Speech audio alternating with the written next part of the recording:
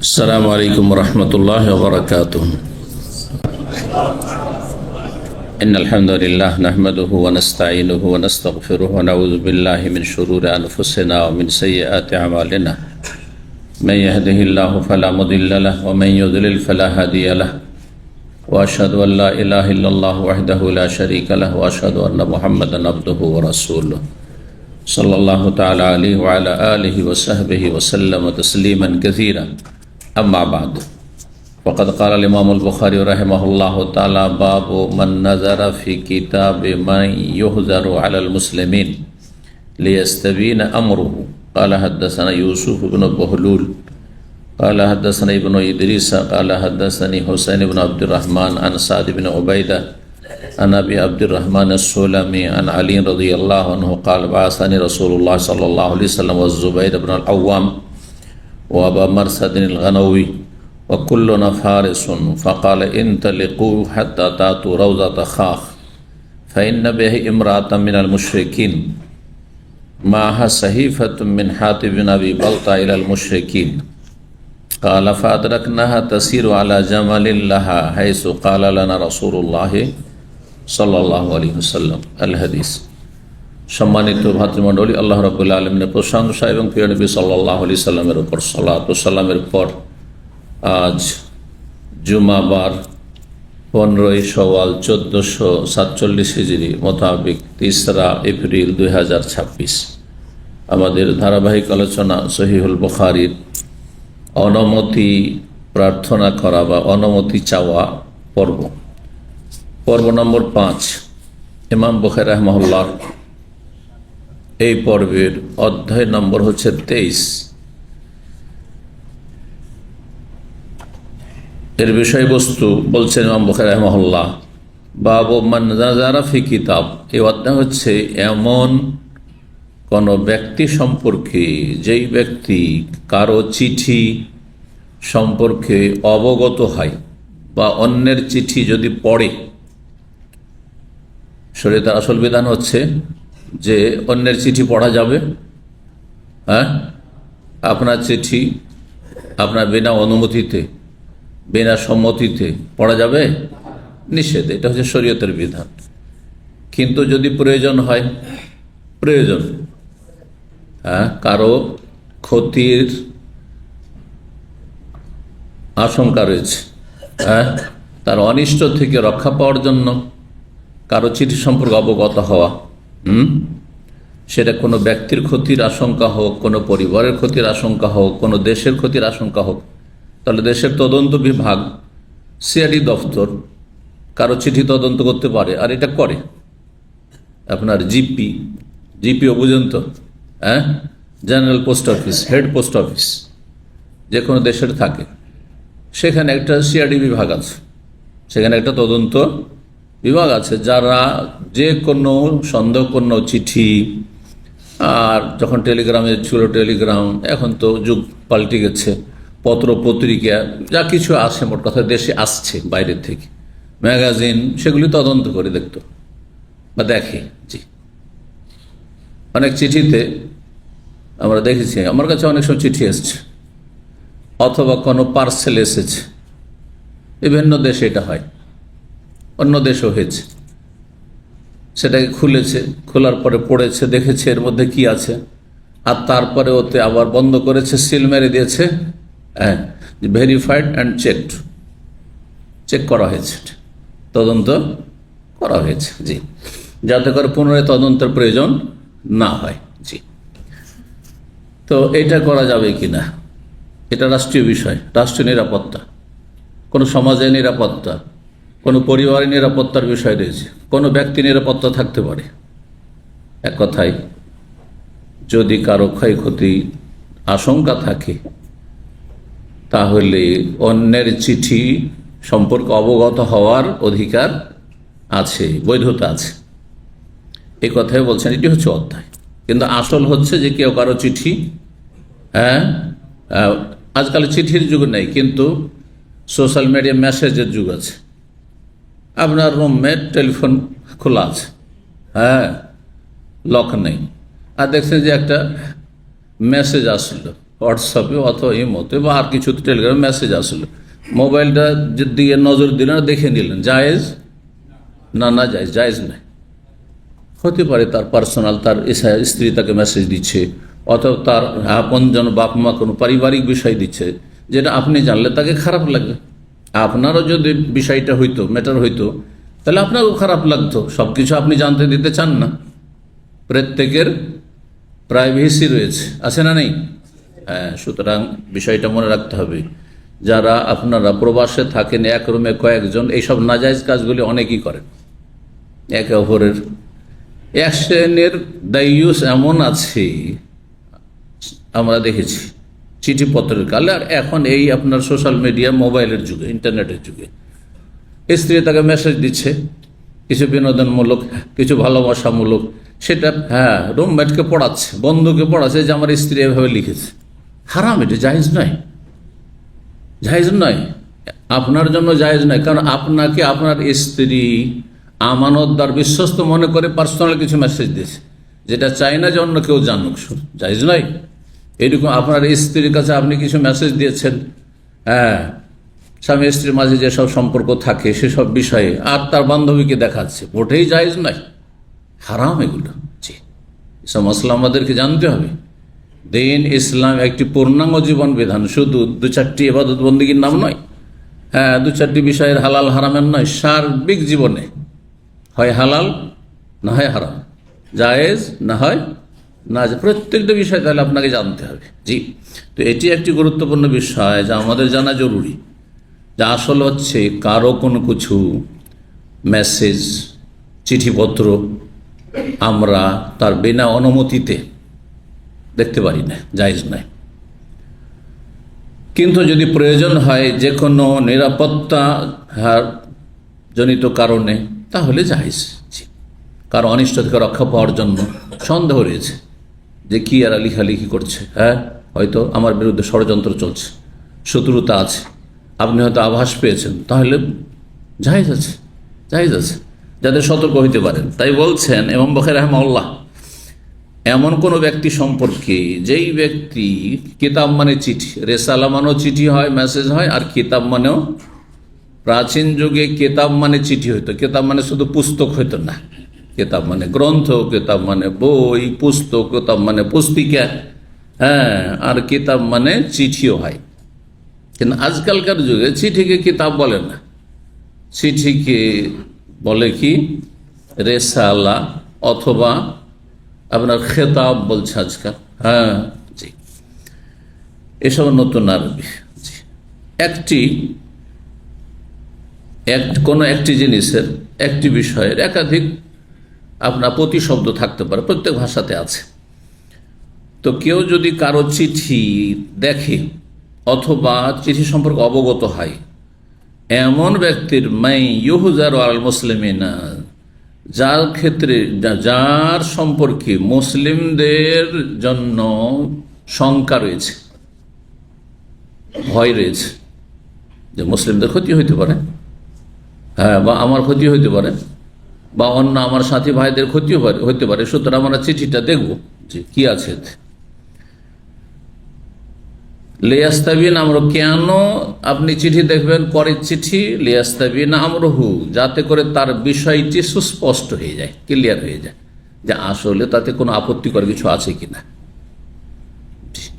আপত্তিকর কিছু আছে কিনা। এটা কোনো আপত্তিকর বিষয় নয়, জায়েজ, ন্যায্য অধিকার রয়েছে।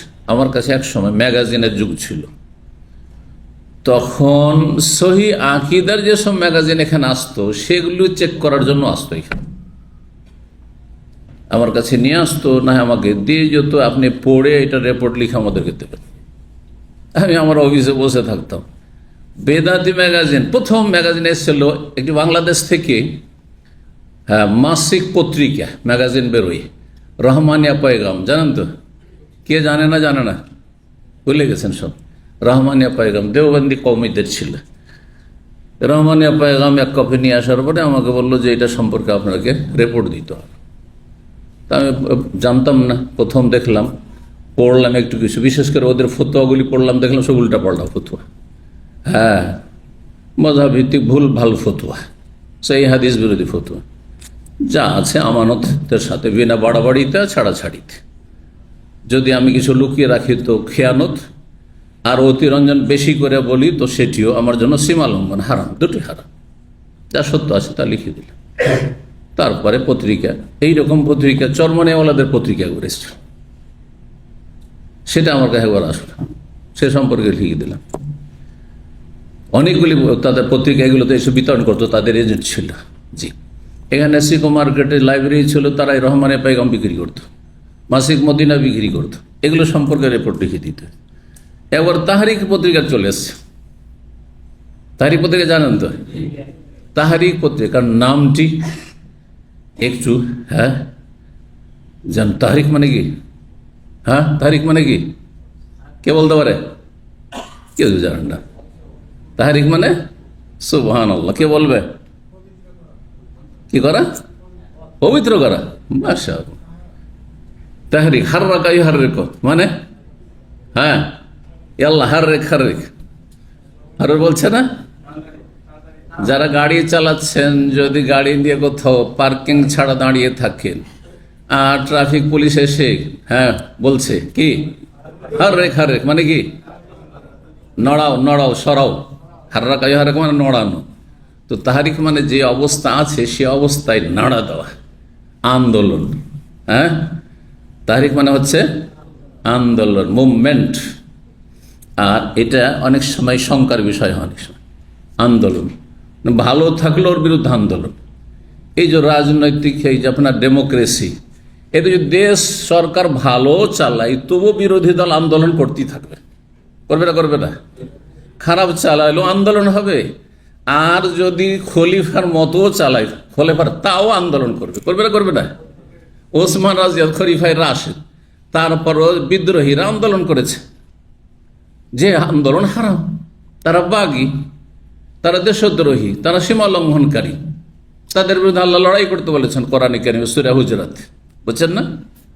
তো আজকাল ফেরেশতা চরিত্রেরও শাসক যদি চলে আসে, খোলাফা রাশেদের অনুসারী শাসকও যদি চলে আসে, আর দেশে বড়ই শান্তি সার্বিক ক্ষেত্রে মোটামুটি প্রতিষ্ঠার চেষ্টা করছে, তারপরও অপোজিশন পার্টি, বিরোধী দল আছে যেহেতু, সুতরাং আন্দোলন করতে হবে। কারণ জনগণকে নিজের ফেভারে নিতেই হবে, আগামী ইলেকশনে এদেরকে হারাতে হবে আন্দোলন করে, আর আমাদেরকে ক্ষমতায় যেতে হবে। এর নাম ডেমোক্রেসি, বুঝতে পারছেন না?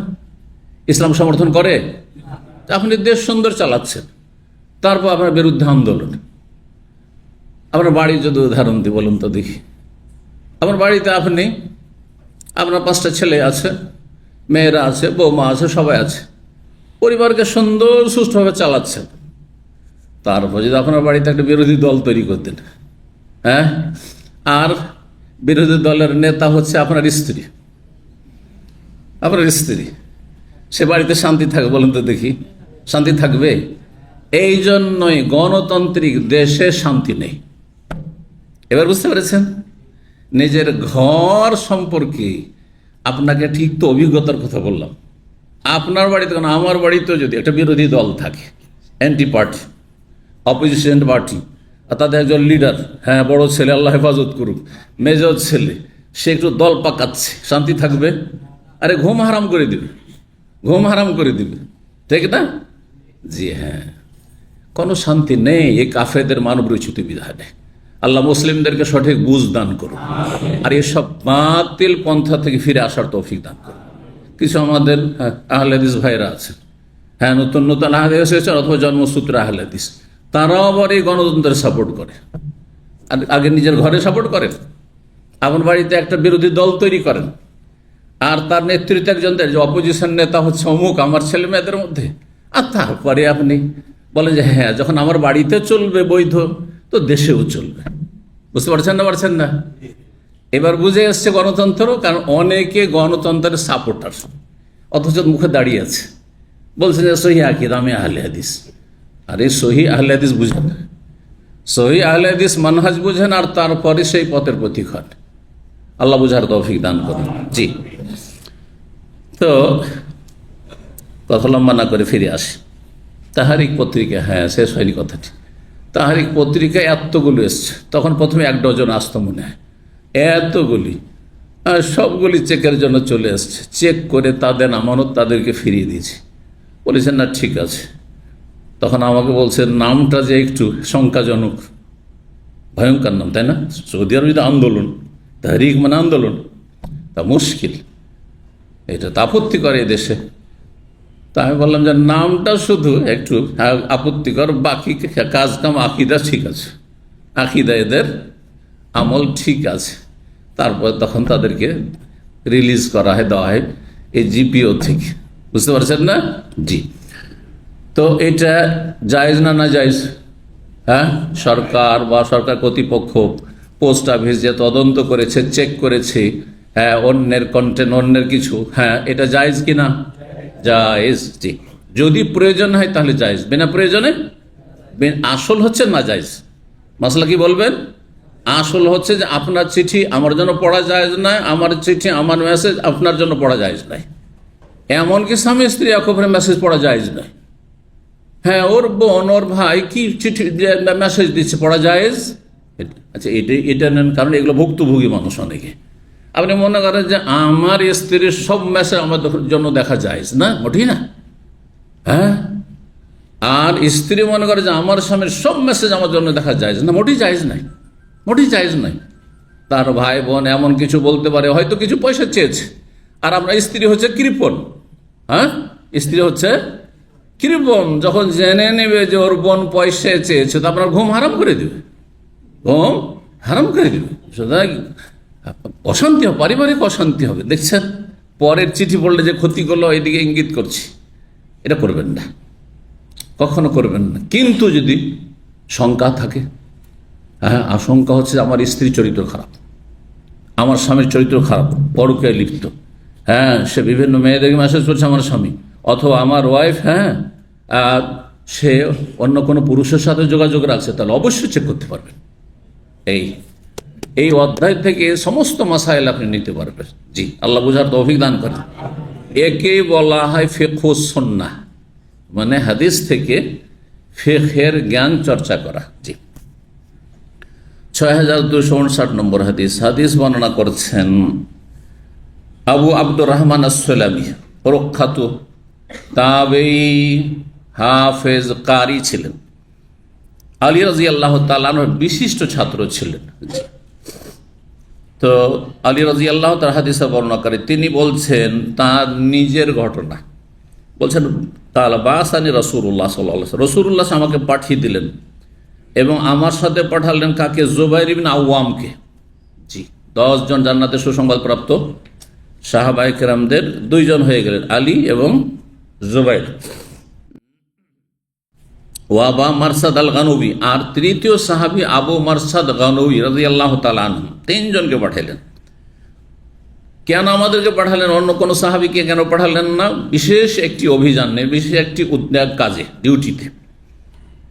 অকুল্লানা ফারেস, যেহেতু আমরা সকলে অশ্বারোহী ছিলাম, হ্যাঁ, ঘোড়ার পিঠের পারদর্শী যোদ্ধা ছিলাম, হ্যাঁ, ঘোড় দৌড়ে আমরা বড় পটু ছিলাম। সবাই ঘোড়ার পিঠে টিকে থাকতে পারে না, হ্যাঁ, যদি অভ্যাস না থাকে, সম্ভব না আমার পক্ষে সবাই, কিন্তু যার অভ্যাস আছে ঠিকই পারে। তো আমরা সকলে কি ছিলাম? ফারেস। ফারাস মানে ঘোড়া, আর ফারেস মানে ঘোড়াওয়ালা, মানে অশ্বারোহী, হ্যাঁ, ঘোড়া দৌড়াতে পারদর্শী যিনি।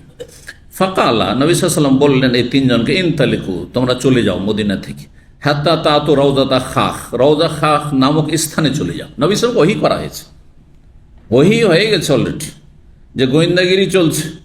সুতরাং হ্যাঁ, তুমি সতর্ক হয়ে নবী, ফাইন্না বিহা ইমরাতান মুশরিকিন, সেখানে একজন মুশরিক নারীকে পাবে। আল্লাহু আকবার। হ্যাঁ, এখন মাজার পূজারি একজন বেরোলি যদি বলে নবী আলেমুল গায়ব, তো হাজার হাজার লক্ষ লক্ষ হাদিস রয়েছে, কোরআনের আয়াত রয়েছে অনেকগুলি, হ্যাঁ, ডজনের উপরে, যে নবীকে যা জানা হয়তো তার অতিরিক্ত কিছু জানতেন না, ঠিক না? কিন্তু এই হাদিস যদি বাজে শুধু এইটাই নিয়ে দৌড় দেন আপনি ছো মেরে, হ্যাঁ, আর হাজার হাজার হাদিস আর আয়াত যদি আপনি ছেড়ে দেন, তাহলে আপনি মুশরিক হয়ে যাবেন। যে নবী সব জানতেন, নবী সব জানতেন না, তবে যেটা জানিয়ে দেওয়া হয়তো সেটা জানতেন। আর তাকে অনেক কিছু জানানো হয়তো, আমাকে কিছুই জানানো হয় না। এবার বুঝতে পেরেছেন? আমার একটু পরে কি হবে, আপনার কি হবে, আমাদেরকে জানানো হয়েছে, কিন্তু নবী সাল্লাল্লাহু আলাইহি ওয়াসাল্লাম আম্বিয়া রাসূলগণকে জানানো হয়তো যে তোমার ইন্তেকাল ঘনিয়ে আসছে, হ্যাঁ তোমার এই দিনে এই সময় ইন্তেকাল হবে, তুমি প্রস্তুত হয়ে যাও। কিন্তু আমাকে আপনাকে জানানো হবে না হয়তো, কিন্তু একেবারে হবে না জরুরি নাই, কারো হইতেও পারে। হয়তো মুমিনের জন্য হ্যাঁ ভালো স্বপ্নের রাস্তা খোলা আছে, ফেরেশতা ওই নিয়ে আসবে না যেমন নবীদের কাছে এসেছে, কিন্তু মুমিন ভালো স্বপ্ন দেখতে পারে, হ্যাঁ ভালো স্বপ্ন দেখতে পারে। জি, আর এর জন্য আলেম হইলেই ভালো স্বপ্ন দেখতে জরুরি না, সাধারণ মানুষ হোক, সাধারণ মানুষ কিন্তু পরেশগার মানুষ, সেও তার সম্পর্কে ভালো স্বপ্ন দেখতে পারে, এটা হয়েই থাকে অনেক সময়। জি, আর সব সময় যে স্বপ্ন সত্য হবে তাও নয়, কারণ স্বপ্ন 3 রকমের। হ্যাঁ, যদি এক রকমের স্বপ্ন হইতো তাহলে বল যা দেখেছি সেটাই ঠিক, তাই না? তো আরও যে 2 রকম স্বপ্ন রয়েছে, যে ভ্রান্ত স্বপ্ন, একটা শুধু সত্য স্বপ্ন, বাকি 2 রকম স্বপ্ন হচ্ছে অবাস্তব স্বপ্ন। জি, কিন্তু স্বপ্নের রাস্তা খোলা আছে মুমিনদের জন্য। যদি দেখা যায়, কখন জানতে পারবো যে আমার স্বপ্ন সত্য? যখন সেটা ঘটে যাবে, যখন সেটা ঘটে যাবে। জি, ঘটার আগে আমরা বুঝতে পারবো না যে আসলে কি সত্য স্বপ্নই। তো নবী সাল্লাল্লাহু আলাইহি ওয়াসাল্লাম বলেন যে সেখানে একজন মুশরিক নারীকে পাবে, মাহা সাহিফা, সাহিফা মানেও চিঠি হয়, কিতাব মানেও চিঠি, আর সাহিফা তার কাছে একটি চিঠি পাবে। মিন হাতিব বিন আবি বালতা, হাতিব বিন আবি বালতা প্রখ্যাত সাহাবী, বদরি সাহাবী, বদরের যুদ্ধে 313 জন যোদ্ধার অন্যতম সাহাবী, সুবহানাল্লাহ, বিশিষ্ট সাহাবী। কিন্তু তিনি তার বিশেষ দৃষ্টিভঙ্গি থেকে এবং তিনি বিশেষ ভালো নিয়তে, যে নিয়তির কথা হাদিসে আসছে পরে বলছি, তিনি এই চিঠি লিখে ফেলেছিলেন। জি, নবী সাল্লাল্লাহু আলাইহি সাল্লামের যে লক্ষ্য উদ্দেশ্য ছিল যুদ্ধের, মক্কা বিজয়ের জন্য, মক্কা বিজয়ের জন্য। তো এই মক্কা বিজয় সম্পর্কে সাহাবায়ে কেরামদের সাথে বিশেষ যে মিটিং হয়েছে, আলোচনা হয়েছে, এই গোপন খবর লুকিয়ে গোপন রাখতে বলা হয়েছে। কারণ এটা যদি আগে থেকে মক্কার কাফেররা যায় নাই, তো অগ্রিম তারা প্রস্তুত হয়ে যাবে, হ্যাঁ প্রতিরোধ গড়ে তুলবে, আর তখন আমাদের জন্য মক্কা বিজয় করা কঠিন হয়ে পড়বে, বা হয়তো মক্কা বিজয় করা সম্ভব হবে না। কারণ মক্কা বিজয় তো খুব সহজে হওয়ার কথা ছিল না, যত সহজে হয়েছে। কিন্তু আল্লাহ যখন চান খুব সহজে হয়ে যেতে পারে বিজয়। তো যাই হোক, হাতিব বিন বালতা একটা চিঠি লিখেছেন, আর মহিলা, সে মুশরিক পৌত্তলিক মহিলা, তার হাতে ন্যস্ত করেছেন, আর বলেছেন যে মুশরিক মক্কার নেতাদের কাছে এই চিঠিটি পৌঁছে দিবে।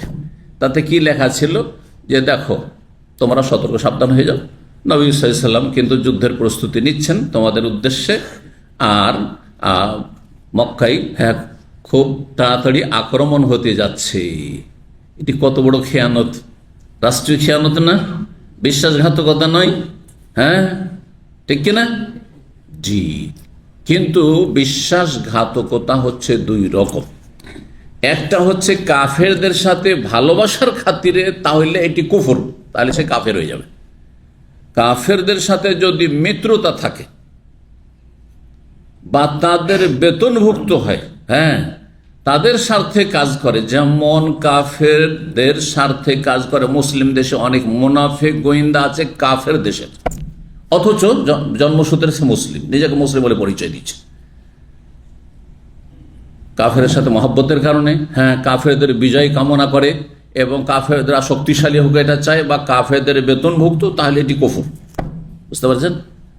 কিন্তু যদি কাফেরদের অনিষ্ট থেকে রক্ষার জন্য এমন কিছু একটু কাফেরদের উপকার করে দিই, হ্যাঁ যে যার ফলে আমি যাতে করে কাফেরদের অনিষ্ট থেকে বা আমার পরিবার যাতে রক্ষা পায়, তাহলে তখন কুফর হবে না, তখন কুফর হবে না, বড় কুফরি হবে না তখন, যদিও কাবিরা গুনাহ, গুনাহটি কাবিরা গুনাহ। এই জন্য ঢালাও ভাবে মানবরচিত বিধান দিয়ে যারা ফয়সালা করে, অথবা কাফেরদের সাথে কিছু দুনিয়ার আদান প্রদান নাই, হ্যাঁ এই ক্ষেত্রে ইসলামের হয়তো বাহ্যিক ক্ষতি হচ্ছে, দেশের মুসলিম দেশের ক্ষতি হচ্ছে, তারপরও এইরকম স্বার্থে জড়িত রয়েছে অনেক। কিন্তু নেতারা আজকাল আছে না নেই? অনেক নেতারা থাকে মুসলিম দেশে আর কাফের দেশের স্বার্থে কাজ করে। তারা 2 ভাগে বিভক্ত। আলাদাভাবে সবাই কাফের নয়, যে তাদের সাথে ভালোবাসা, তাদের বিজয় কামনা করে, দেশের ক্ষতি হোক কিন্তু তাদের বিজয় হোক, তারা শক্তিশালী হোক, তাহলে এটি বড় কুফর, সে কাফের। আর যদি এমনটা হয় যে সেখানে আমার বেশ কিছু স্বার্থ, ব্যবসা, বিজনেস আছে, সেখানে আমার অনেক কিছু আছে, সেটা রক্ষা করার জন্য তাদের ওপর যদি একটা আমার অবদান থাকে, তাদের সাথে একটা আমার সুসম্পর্ক থাকে, তাহলে আমি এগুলোকে রক্ষা করতে পারবো, না হলে ক্ষয়ক্ষতি হবে, হ্যাঁ, এই জন্য করে, তাহলে কাবিরা গুনাহ, আর সেই ব্যক্তি ফাসেক, সে ব্যক্তি হচ্ছে ফাসেক। আচ্ছা, তারপরে অনেক সময় কুফরি কাজ করে ফেলে কিন্তু জানে না। যদি না জানে সেই ক্ষেত্রে তার রক্ষা আছে, তাকে নির্দিষ্ট করে কাফের বলা যাবে না, আমভাবে কাফের বলা যাবে, কারণ তার জানা ছিল না যে এটি কুফরি কথা বা কুফরি কাজ, জানা ছিল না এটি কুফরি কাজ বা কুফরি কথা, বুঝতে পারছেন না?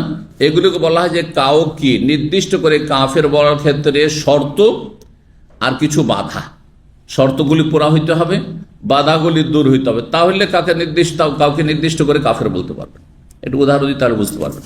আমাদের দেশের অধিকাংশ মানুষরা আজকে থেকে 20-30 বছর আগে শুনেই নি যে বেনামাজি কাফের। আজকে থেকে 30 বছর আগে আমাদের সালাফি দাওয়াত যে খুব বেশি প্রচার প্রসার ঘটেছে, এর সময়কাল হচ্ছে 30 বছর। তার আগে সীমিত আকারে হইতো, দেশে আহলাদিস ছিল, কিন্তু ওই আহলাদিস গ্রামে একটা জলসা হচ্ছে, মহফিল হচ্ছে, দাওয়াতি কাজ তেমন অত বেশি ছিল না, সোশ্যাল মিডিয়াও ছিল না, পাশেই বেদাতিরা আছে, আহলাদিসের জলসা আসতো না।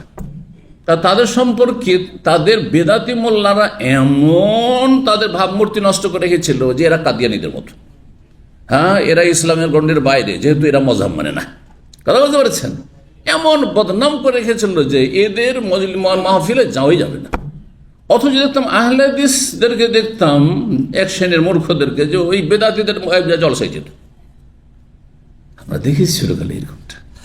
ওরা একটাও কেউ আসতো না, কারণ তারা সংখ্যাগরিষ্ঠ, আর তাদের বেদাতি মল্লেরা একবার চরমপন্থী, তারা শক্ত করে জাতিকে একবার শিখিয়ে রেখেছে ভালো করে যে তোরা গোঁড়া কট্টরপন্থী থাকবি, নিজের তরিকার ওপর, খবরদার ওদের মজলিসে যাবি না, ওদের মহফিলে যাবি না। বুঝতে পেরেছেন না কি বলতে গিয়ে বললাম এই কথাটি? হ্যাঁ, মনে করতে আপনাদেরকে, হ্যাঁ না, চিঠি থেকে তো পৌঁছা যাবে না, কি থেকে গেলাম, হ্যাঁ, ঢালাও ভাবে কাফের বলা যাবে না। হ্যাঁ, যে বছর বলছেন বেনামাজির কথা বলছিলাম, এইখানে পয়েন্ট ছিল কি, আজকে থেকে 30 বছর আগে শুনেছিলেন, আপনার বাপ দাদা শুনেছে কেউ যে বেনামাজি কাফের, অথচ হাদিসে কাফের শব্দ আছে, কিন্তু এই হাদিস, হ্যাঁ, কওমিরাও শোনাইতো না, আর বেরলবিরাও শোনাইতো না, এমনকি আহলে হাদিসে শোনাই বলতেন যে ছোট কাফের। কি বলতো? কাফের দুই রকম, বড় কাফের, ছোট কাফের, ছোট কাফের, কুফর দুনা কুফর, এই বলে চালিয়ে দিত।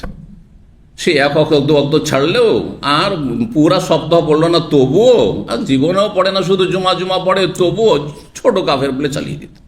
কিন্তু শাইখ ইবনে উসাইমিন রাহিমাহুল্লাহর কিতাব যখন গেল, আরব দেশের এলমগুলি গেল, ইমাম ইবনে তাইমিয়া, তারপরে ইমাম আহমদ, আর সাহাবায়ে কেরামদের যে সবার এজমা যে বেনামাজিকে সাহাবীরা মুসলিম মনে করতেন না, তাদের এজমা ছিল যে নামাজের আমল ছেড়ে দিলে ইসলাম থাকে না।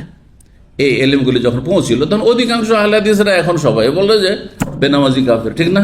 এমনকি হানাফি আলেমরাও কেউ বলে, যদিও তাদের আসল মাযহাব হচ্ছে যে না, এটা হচ্ছে ছোট কুফরি।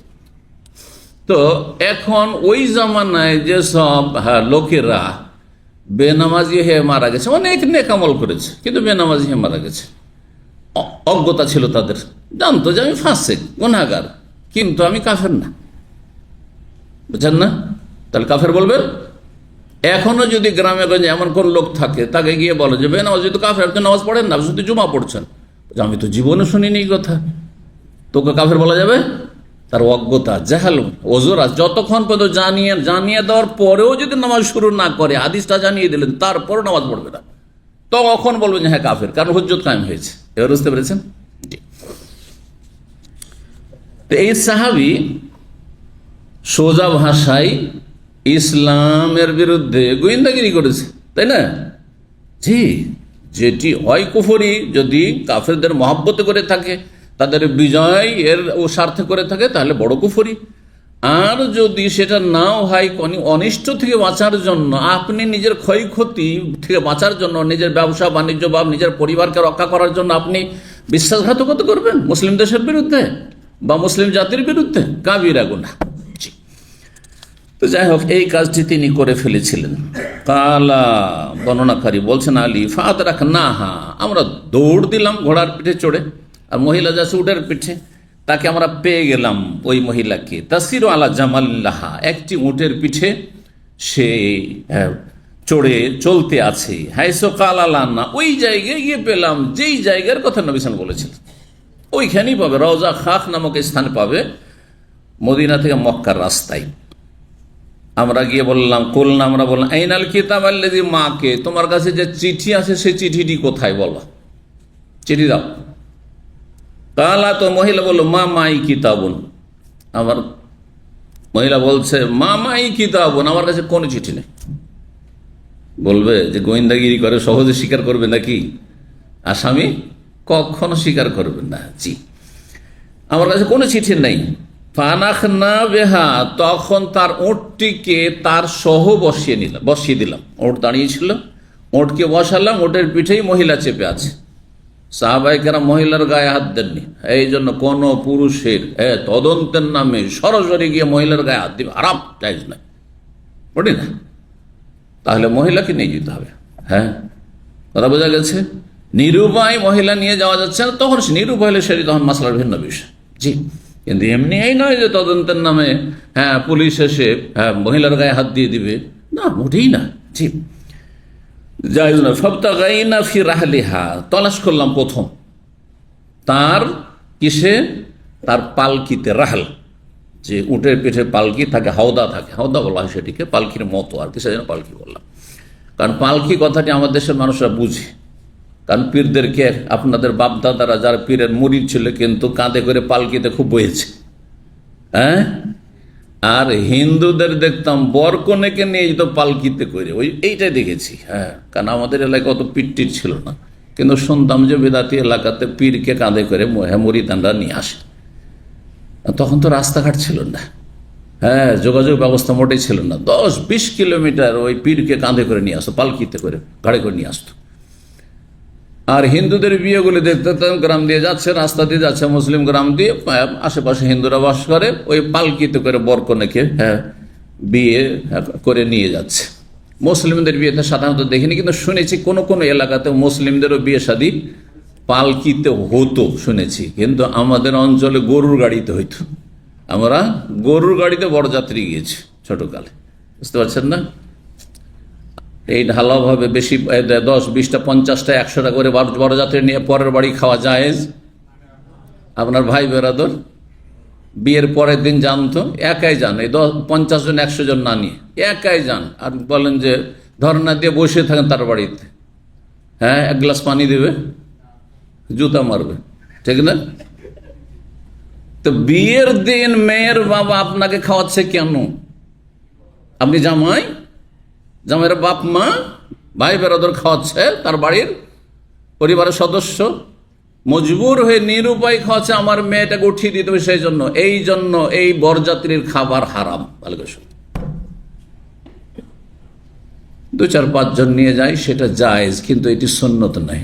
আচ্ছা, নবী সাল্লাল্লাহু আলাইহি ওয়াসাল্লামের জামানায় সাহাবায়ে কেরামগণ কোনো একজন বিয়ে করেছেন, আর 10 জন সাথী সঙ্গী নিয়ে গেছেন শ্বশুর বাড়ি।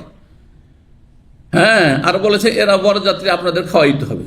একটা ঘটনা দেখুন, বেশি লোক না, 5-7 জন নিয়ে গেছেন আর শ্বশুর বাড়ি খেয়েছেন। দেখাতে পারবেন? বললাম সবাইকে, আপনাদেরকে বললাম, আর আপনাদের যে বেদাতি মোল্লারা এই যে বরযাত্রী প্রচলনকে টিকিয়ে রেখেছে তাদেরকেও বলেন, হারাম রুজি এটি। এই রুজি হারাম, বাতিল পন্থায় অন্যের ধন সম্পদ ভক্ষণ করা। কোরআন আল্লাহ, লা তাকুলু আমওয়ালাকুম বাইনাকুম বিল বাতিল, অবৈধ পন্থায় একে অপরের ধন সম্পদ খাবে না। অবৈধ পন্থায় জায়েজ কেন বললাম? কারণ 2-4-10 জন যদি চলে আসে কারো বাড়িতে, তো খাওয়ানো সম্ভব। এখন আমার বাড়িতে হঠাৎ, আমার বাসায় এখন যে 5 জন আমার সাথে আসেন, হঠাৎ করে চলে আসলেন, আর খাবার তোমার 5 জন 10 জনকে খাওয়াইতে পারো। কিন্তু আপনারা এই 250-300 জন হঠাৎ করে এসে যদি ঢুকে যান আমার বাড়িতে, হ্যাঁ, লাইন দিয়ে দেন যে আজকে আপনার বাড়ি খাওয়া দাওয়া করবো, জায়েজ?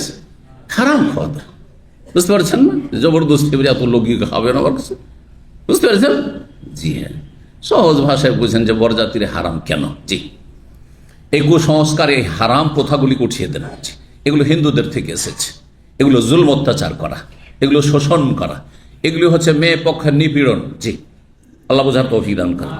বিয়ে শাদী সম্পর্কে যথেষ্ট আমার 3-4টা আলোচনা আছে। ওই আলোচনাগুলি শোনার পরে কেউ যদি বিয়ে শাদী করে অথবা ছেলে মেয়ের বিয়ে দেয় তো এসব হারাম কাজ থেকে মুক্ত হয়ে যাবে। তাতে বহু বেদাতের কথা বলা আছে। আর এই হারাম অবৈধ, হ্যাঁ, মেয়ে পক্ষ জুলম অত্যাচার করে। বিয়ে করতে গেছে মেহমান হিসাবে, এখন গাড়ি ঘেরাও করো, হ্যাঁ, আর তারপরে হাত ধোয়া পয়সা নিতে হবে। কথা বুঝতে পারছেন? এটা করা পয়সা নিতে হবে, ওইটা করা পয়সা নিতে হবে, মসজিদ খরচ নিতে হবে। এগুলো কুপ্রথা আছে না নেই? জবরদস্তি চাঁদা নেবেন মসজিদের, হ্যাঁ, হাউযুবিল্লাহ, সব না জায়েজ কাজ এগুলো। তো যদি এগুলো জানতে চান যে কোনটা জায়েজ কোনটা না জায়েজ, আমার আলোচনাগুলো অবশ্যই শুনবেন।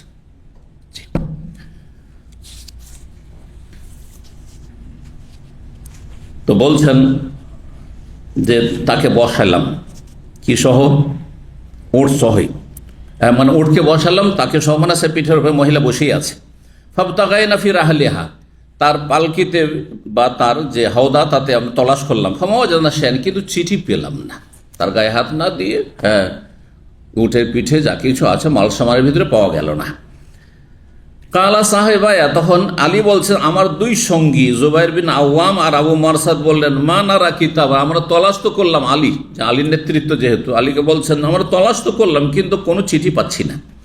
কালা কুলতু, আমি বললাম লাকাদ আলিমতু মা কাযাবা রাসূলুল্লাহ সাল্লাল্লাহু আলাইহি ওয়াসাল্লাম, আমি জানি সুনিশ্চিত, আমার দৃঢ় বিশ্বাস, ইলম মানে ইলমুল ইয়াকিন, এখানে আমার দৃঢ় বিশ্বাস যে রাসূলুল্লাহ সাল্লাল্লাহু আলাইহি ওয়াসাল্লাম মিথ্যা কথা বলেননি।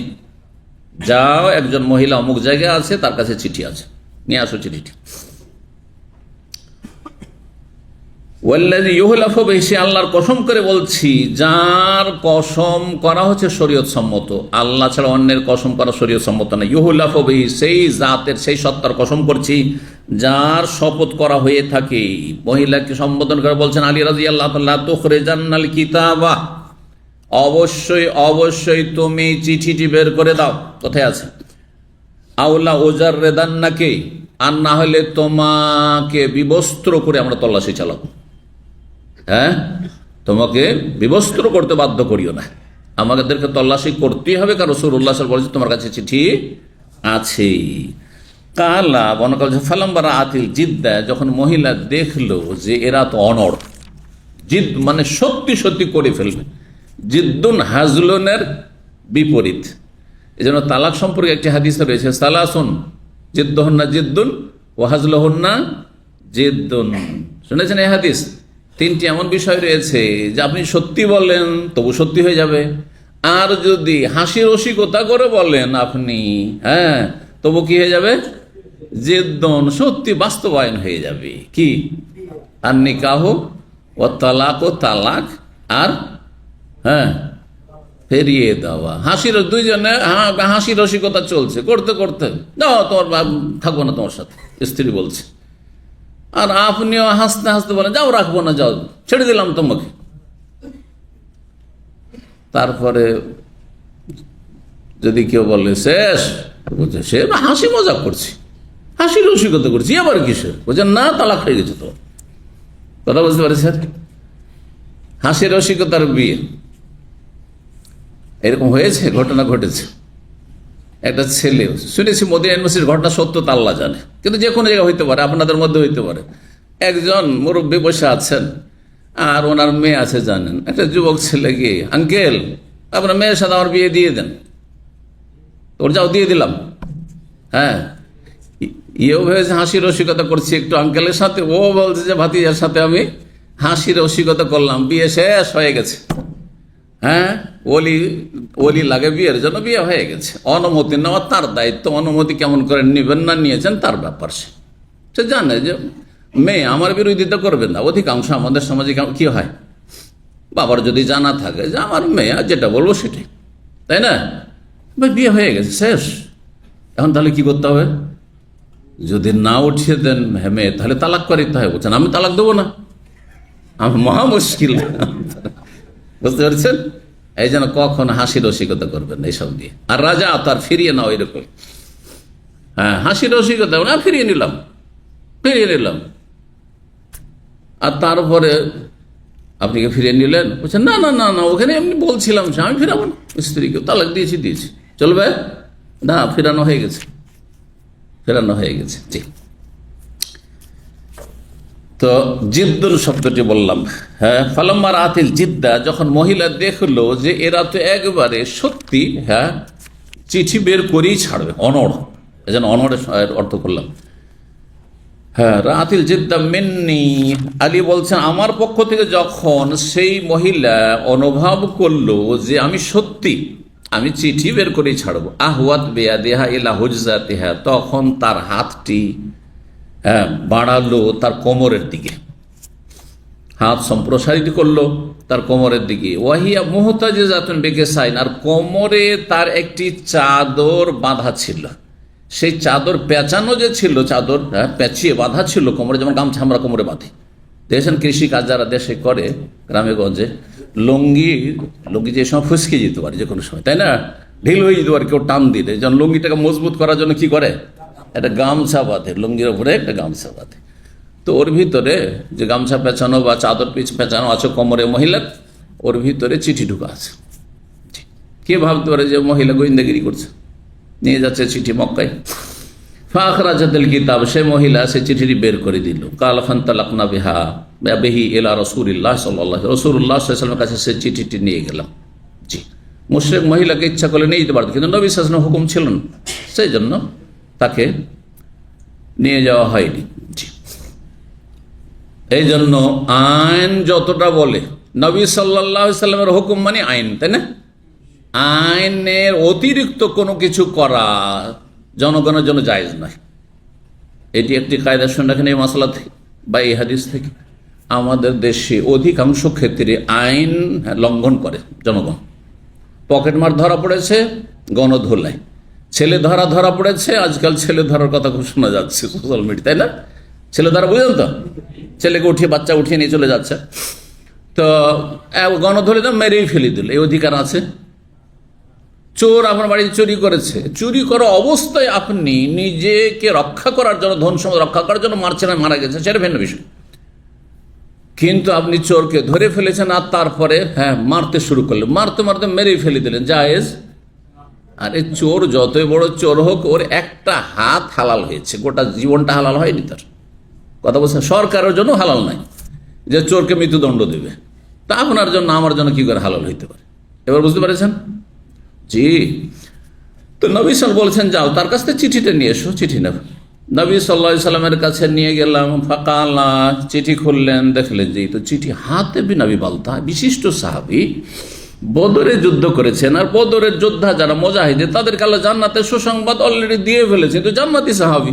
সুবহানাল্লাহ, চিন্তা করুন আপনি, এর দ্বারা এরকম অপরাধ হয়েছে। তাইলে ভালো মানুষ দ্বারাও কখনো কখনো ব্যতিক্রম অপরাধ হয়ে যেতে পারে, বিচিত্র কিছু নাই।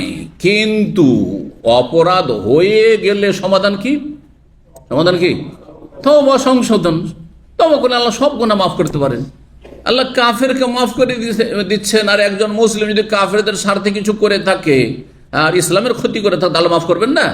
অবশ্যই। ইন্নাল্লাহ ইয়াগফিরুয যুনুবা জামিআ, তওবা করতে হবে যার যে অপরাধ হয়েছে। কারণ যারা ইসলাম মুসলিমদের বিরুদ্ধে, মুসলিম দেশের বিরুদ্ধে গোয়েন্দাগিরি করে, তাদের কাছে এই মেসেজ পৌঁছিল, হতে পারে তারা তওবা করতে পারে। যে কোনো ব্যক্তির জন্য জায়েজ না যে আপনি দুনিয়ার তুচ্ছ স্বার্থে, দুনিয়ার বেতনের জন্য, পয়সার জন্য আপনি ইসলাম বা মুসলিমের ক্ষতি করবেন, আপনি কোনো জায়েজ নাই। নবী সাল্লাল্লাহু আলাইহি ওয়াসাল্লাম ডাকলেন হাতেবকে, বলেন মা হামালাকা ইয়া হাতেব আলা মা সানাতা, তুমি যে এই কাজ করেছো, এই কাজে তোমাকে কোন বিষয়টি উদ্বুদ্ধ করেছে, এমনটা কেন করলে তুমি? কালা, বলছেন হাতেব, মা বি ইল্লা নাকুনা মুমিনান বিল্লাহি ওয়া রাসূলিহি, দেখেন ইয়া রাসূলুল্লাহ, আমি আল্লাহ এবং তার রাসূলে বিশ্বাসী ছাড়া অন্য কিছু না। আমি আল্লাহ পরকালে রাসূলে বিশ্বাসী, মুমিন, মুসলিম। এই নয় যে আমি মুরতাদ হয়ে গেছি তারপরে আমি এই চিঠি কাফেরদেরকে লিখেছি তাদের কল্যাণে, না, মোটেই না। ওয়ামা গাইয়ারতু ওয়ালা বাদদালতু, আমি ধর্ম পরিবর্তন করিনি, আর আমি বদলেও যাইনি, মোরতাদ হয়েও যাইনি। আরাদ্দ, তাহলে কি উদ্দেশ্য ছিল? জি বলছেন, আরাদ্দ, আমি চেয়েছিলাম, আন্তাকুনা লি ইনদাল কওমি ইয়াদুন, যে আমার এই কাফের জাতির ওপর একটি যেন অনুগ্রহ, ইহসান, অবদান থাকে। ঘটনা কি ছিল? হাতিব বিন আবি বালতা চলে এসছেন মদিনায়, কিন্তু তার ছেলে মেয়ে পরিবার মক্কায় ছিল, তার আসতে পারেনি। এখন সেখানে কাফেরদের মাঝে বসবাস করি, নিরাপত্তাহীনতায় ভুগছ। যেমন আজকাল কেউ কেউ কারো যদি আপনজন প্রিয়জন কাফের দেশে বসবাস করে, তাহলে কত চিন্তা লাগাতে হবে, চিন্তা করুন তো দেখি। যেখানে নিরাপত্তা নেই এমন কাফের দেশে, ধরেন বার্মাতে আপনার যদি আত্মীয় বসবাস করে, যেখানে ইসলামের কারণে অপরাধ কি হচ্ছে, জুলমের শিকার হচ্ছে মুসলিম। এইরকমই আপনার ফিলিস্তিনে, হ্যাঁ, ইসরায়েলে, এই ইহুদিরা যে দখল করেছে ফিলিস্তিন, সেখানে যদি আপনার কোনো আত্মীয় থাকে, প্রিয়জন, আপনজন থাকে, তাহলে কত আপনি অশান্তিতে ভুগছেন যে আমার প্রিয়জন কি যে হয়, কি যে হয়, ঠিক কিনা? এরকম উদাহরণ নিতে পারেন আপনি যে কোনো জায়গায়, যেখানে আপনার প্রিয়জন খুব শঙ্কায় রয়েছে বা তাদেরকে নিয়ে আপনি শঙ্কিত। তাহলে আপনি যদি সেখানে আপনার প্রিয়জনকে সেভ করার জন্য, একটু হেফাজতের জন্য তাদের সাথে একটু ভালো আচরণ করে দেন, হতে পারে তারা তাদের গায়ে হাত দেবে না, তাদের ক্ষয়ক্ষতি করবে না। উদ্দেশ্য এইটুকু ছিল, উদ্দেশ্য এইটুকু ছিল। এই উদ্দেশ্যে কি জায়েজ হয়ে যাবে কাজটি, না হারাম? এই জন্য বললাম হারাম, কাবিরা গুনাহ, এবং হ্যাঁ সেটি অপরাধ, এতে কোনো সন্দেহ নেই। কিন্তু তিনি ইজতিহাদ করেছেন, একজন বিশিষ্ট সাহাবী, যে হয়তো এতে ক্ষতি হবে না, কারণ নবী সাল্লাল্লাহু আলাইহি সাল্লাম প্রস্তুতি নিয়েছেন, সাহাবায়ে আমরা প্রস্তুতি নিয়ে আছি, আর কাফেররা পরাজিত হবেই, আর মক্কা বিজয় হবে। শুধু আমি একটু কি করলাম, এখানে একটু তাদের সাথে ভালো আচরণ করলাম, যাতে আমার ছেলেমেয়ের গায়ে বা পরিবারের গায়ে হাত না দেয়, তাদের ক্ষয়ক্ষতি না করে। বাকি অন্য সাহাবায়ে কেরাম সবার নিকট আত্মীয় আছে। আচ্ছা, হাতিব বিন আবি বালতার কোনো আত্মীয় মক্কায় ছিল না, একাই, তার কচিকাচা সেখানে, তার বংশ ছিল না সেখানে। কিন্তু অন্যদের কোরাইশদের কিছু তো মুসলিম হয়েছে, আর কিছু আত্মীয়, সবার আত্মীয় আছে, সবার আত্মীয় মক্কায় কাফেররা আছে। সুতরাং আত্মীয়তার খাতিরও কাফের হইলেও বংশের খাতিরে, রক্তের খাতিরও কিছু কি করবে, লক্ষ্য রাখবে। কিন্তু আমার দিকে কে লক্ষ্য রাখবে? আমার পরিবারের দিকে লক্ষ্য রাখবে, কারণ আমার রক্তের লোক সেখানে কেউ নেই। জি, তো বলছেন যে ইয়া রাসূলুল্লাহ, আমি চেয়েছিলাম যে এই কাফের জাতির কাছে আমার যেন একটা ইয়াদুন মানে এহসান, অনুগ্রহ যেন থাকে। ইয়াদফাউল্লাহ বিহান আহলি ওয়া মালি, আমার পরিবার, ধন সম্পদ, সেখানে আমার ব্যবসা বাণিজ্য আছে, তার যেন হেফাজত হয়ে যায়, সুরক্ষা হয়ে যায়। ওয়া লাইসা মিন আসহাবিকা হুনাকা ইল্লা ওয়ালাহু মাইয়াদফাউল্লাহু বিহি আন আহলি ওয়া মালিহি। আর আপনার অন্যান্য যত সাহাবায়ে কেরাম মুহাজিরিন মক্কা থেকে এসেছেন, তাদের এমন কেউ না কেউ আত্মীয় স্বজন আছে, যার মাধ্যমে আল্লাহ তাদের পরিবার আর ধন সম্পদের হেফাজত করে মক্কায় থাকলে। কারণ তাদের চক্ষু লজ্জায় হোক, হ্যাঁ, যে এর ধন সম্পদে হাত দেওয়া যাবে না, কারণ ওর আত্মীয় এখানে বাস করে, আমাদেরই লোক। হ্যাঁ, বুঝছেন না? যারা আজকাল রাজনৈতিক পার্টি করে, অনেকে এই দুনিয়ার স্বার্থে পার্টি করে, বুঝছেন না? আমাদের একজন দিনী ভাই আছেন ভারতের, জি, কোন শহরে আছেন বলবো না, না হলে অনেকে এখানকার ভাইরা চিনবে না, কিন্তু আমার কথা হয়তো ওখানে পৌঁছে চিনে নিবে, সেই জন্য না চিনলেই ভালো, বুঝছেন না? বড় সালাফি সহিহ সব ঠিক আছে। আর একসময় রাজনীতি, তারা পলিটিক্সে ছিলেন না। তারপরে দেখলেন যে ওইখানে যখন তারা মসজিদ মাদ্রাসা করতে গেলেন, তখন বেরেলভি মাজার পূজারি এলাকা, তখন তারা মাদ্রাসা মসজিদ কিছু করতেই দিবে না, তারা করতেই দেবে না। আর তারপরে তাদের কোণঠাসা করে রাখা হয়, বাস করাই মুশকিল সেখানে। সহিহ আকীদা আসার পরে এমনকি বাস করাও মুশকিল, হ্যাঁ, সেখান থেকে হয়তো তাদেরকে বিতাড়িত হইতে হবে। এইরকম পরিস্থিতিতে এক ভাইয়ের নেতা হয়ে গেল, এক দলের কি হয়ে গেল, নেতা হয়ে গেল। নেতা হইতে হইতে গ্রাম পর্যায়ে নেতা হইল, আর তারপরে অঞ্চল পর্যায়ে নেতা হইল, হইতে হইতে এই গত সপ্তাহে শুনলাম যে এখন নাকি ও এমএলএ ইলেকশনে দাঁড়াচ্ছে, হ্যাঁ, অ্যাসেম্বলির মেম্বার হয়ে যাচ্ছে, বুঝতে পারছেন না? হ্যাঁ, এতে হয়েছে কি, ওই যখন নেতা হয়ে গেল আর বড় বড় নেতাদের পেছনে পেছনে, মন্ত্রী মিনিস্টার পেছনে পেছনে ঘুরে, তখন তাদের মসজিদও ঠিক আছে, আর তাদের মাদ্রাসাও আছে, আর তাদের স্কুল, তারপরে ইসলামিক স্কুল সব ঠিক আছে, আর তারাও নিজেরা আরামসে বসবাস করছে। আর তারপরে একদিন পরিচিত, সে কয়েকবার আমার সাথে এখানে এসে অনেক আগে দেখা সাক্ষাৎ করেছে, আমার দর্শক বসছে এক সময়। তো সেই ব্যক্তি বিজনেসম্যান, সে বলছে যে শেখ, আমরা আসলে রাজনীতিতে ছিলাম না, কিন্তু রাজনীতি করতে বাধ্য হয়েছি এই কারণে, রাজনীতি করতে বাধ্য হয়েছি এই কারণে। অনেক মাহফিল বন্ধ করে দেওয়া হয়তো আহলে হাদিসদের, কিন্তু কোন একজন নেতার সাপোর্টে মাহফিল চলেছে, এই বেদাতি মোল্লারা সেখানে সাকসেস হয়নি। এই ঘটনা আপনারা বাংলাদেশে ভুক্তভোগী জানেন, অনেকেই জানেন, ঠিক না? এই ক্ষেত্রে একটি হাদিস রয়েছে রাসূলুল্লাহ সাল্লাল্লাহু আলাইহি ওয়াসাল্লামের, ইন্নাল্লাহা লা ইউআইয়িদু হাযাদ দীন বির-রাজুলিল ফাজির। আল্লাহ কখনো কখনো দ্বীন ইসলামকে শক্তিশালী করে, দ্বীন ইসলামের খেদমত নেন পাপী দ্বারা। তো যারা এই মানবরচিত বিধানের ইলেকশন লড়ছে, পার্টি করছে, তারা পাপী হইলেও কখনো কখনো তাদের দ্বারা আমাদের ইসলামের যদি খেদমত হয়ে যায় তো ভালো, খেদমত নিলাম, কিন্তু তাদের থিওরিতে, তাদের এইসব অপকর্মে, তাদের এইসব বাতিল রাজনীতিতে আমরা বিশ্বাসী না এবং তার সমর্থনও করি না। কিন্তু তাদের কাছ থেকে কিছু স্বার্থ হাসিল করার জন্য আমরা নিতে পারি, বুঝলেন না? জি। তো বলছেন যে আপনার অন্যান্য সাহাবীরা যারা আছেন, তাদের আত্মীয় স্বজন রয়েছে, তাদের মাধ্যমে তাদের পরিবার পরিজন সেখানে থাকলেও, ধন সম্পদ থাকলেও সেগুলির সুরক্ষা হচ্ছে। কিন্তু আমার তো কেউ ছিল না, তো ভাবলাম যে একটা চিঠি লিখে দিলে ওরা একটু সুদৃষ্টি রাখবে, আর আমার ছেলে মেয়েদের ওপর, পরিবার পর আক্রমণ করবে না, ক্ষয়ক্ষতি করবে না। কালা বর্ণনাকারী বলছেন, মানে আলী রাজি, ফাঁকালা ওমর খাতুন, সেখানে ওমর রাদিয়াল্লাহু তাআলা, ওমর থাকলে যেটা হয় কি হয়, হ্যাঁ বুঝতেই পারছেন। ওমর রাদিয়াল্লাহু তাআলা বললেন, ইন্নাহু কাদ খানা আল্লাহ ওয়া রাসূলুল মুমিনিন, হে আল্লাহ রসুল, এই ব্যক্তি আল্লাহর সাথে খেয়ানত করেছে, রসুলের সাথে খেয়ানত করেছে, মুমিন মুসলিমদের সাথে বিশ্বাসঘাতকতা খেয়ানত করেছে, বুঝলেন না, এই খেয়ানতকারী। সুতরাং ফাদানি, আমাকে আপনি অনুমতি দেন, দানি মানে ছেড়ে দেন আমাকে, লেট মি, বুঝলেন তো, লেট মি, হ্যাঁ বুঝলেন, আমাকে ছেড়ে দেন। আজরে বা অনকাহ, এর গর্দনটা আমি উড়িয়ে দিই, এর গর্দনটা উড়িয়ে দিই। কালা বর্ণনাকারী আলী বলছেন, ফাকালা, নবী সাল্লাল্লাহু আলাইহি ওয়াসাল্লাম বললেন, ইয়া ওমর, হে ওমর, আরে কি বলো তুমি, হ্যাঁ আবেগী হইলে হবে না। ওমায়ুদরিকা, তুমি কি জানো, লাআল্লাল্লাহ কাদ ইত্তালা আলা আহলে বাদর, হতে পারে আল্লাহ রাব্বুল আলামিন বদরে অংশগ্রহণকারী 313 জন সাহাবায়ে কেরামদের অন্তর সম্পর্কে অবগত, মানে নিশ্চয় অবগত, আর এই অবগত হওয়ার কারণেই সম্ভবত, নবী সাল্লাল্লাহু আলাইহি ওয়াসাল্লাম বলছেন, নিজের কথার ক্ষেত্রে সম্ভবত বলছেন না, কিন্তু আল্লাহ অবশ্যই অবগত। সুতরাং 313 জন সাহাবায়ে কেরাম যারা বদরে উপস্থিত ছিলেন, জিহাদে, কাফেরদের প্রথম লড়াইয়ে, তাদের সম্পর্কে আল্লাহ জিহাদের পরে বলেছে, এ মালু মা শিতুম, এখন তোমরা যা আমল করবে করো, না করবে না করো, কাদ ওয়াজাবাত লাকুমুল জান্নাত, তোমাদের জন্য জান্নাত ওয়াজিব হয়ে গেছে। সুবহানাল্লাহ। এই হাতেবের জন্য তো জান্নাত ওয়াজিবের কথা আল্লাহ আগেই বলে দিয়েছে, আর তুমি তার গর্দন ওড়াইবে, এটা কেমন কথা হইল, তুমি ওটা দেখবে না? এটাকে বলা হয় মাপকাঠি।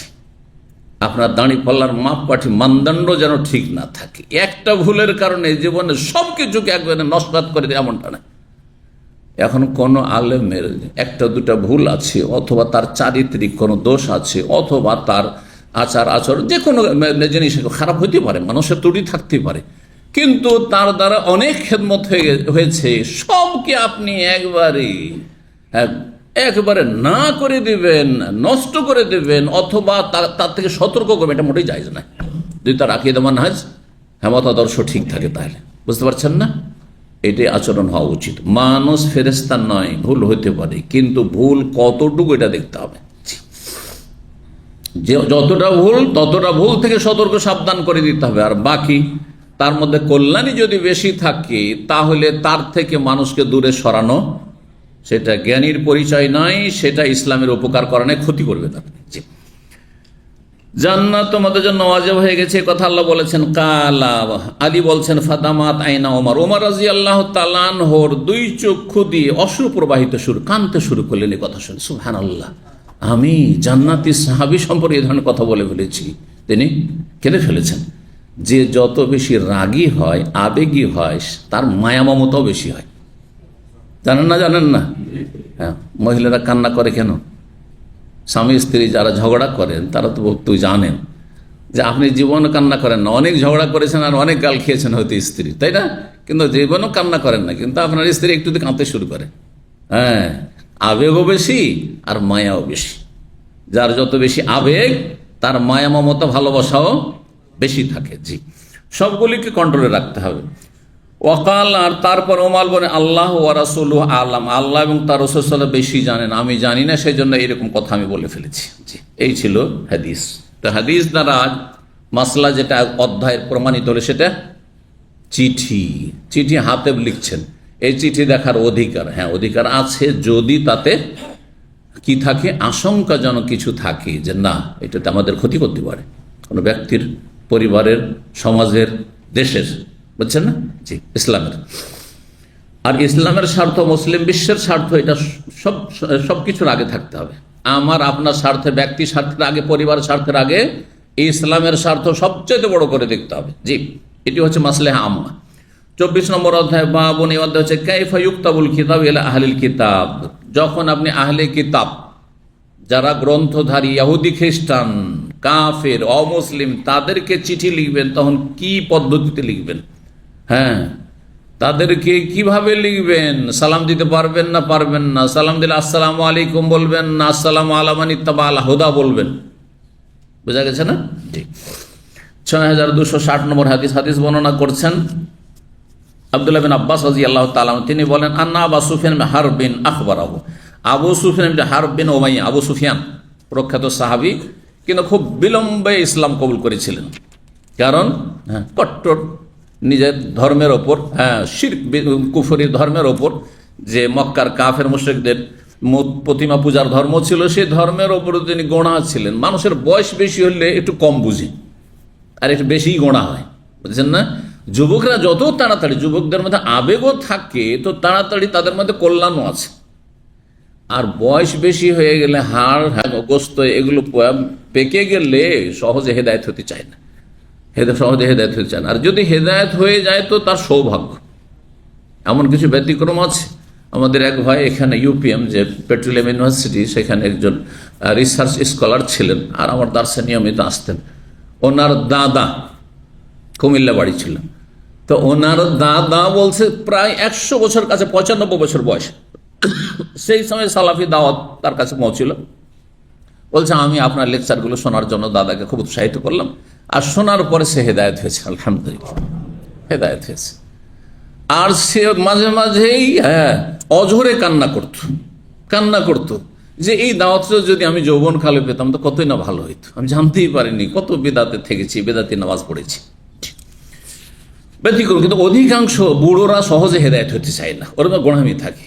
এই জন্য আবু সুফিয়ান হেদায়েত শেষ মুহূর্তে যখন মক্কা বিজয় হতে যাচ্ছে, সেই সময় আবু সুফিয়ান হেদায়েত হচ্ছে। আব্বাস বলছেন, এখন আবু সুফিয়ান এখনো সাবধান, না হলে বাঁচবে না, এখনো কলমা পড়ো, তাড়াতাড়ি কলমা পড়ো তুমি।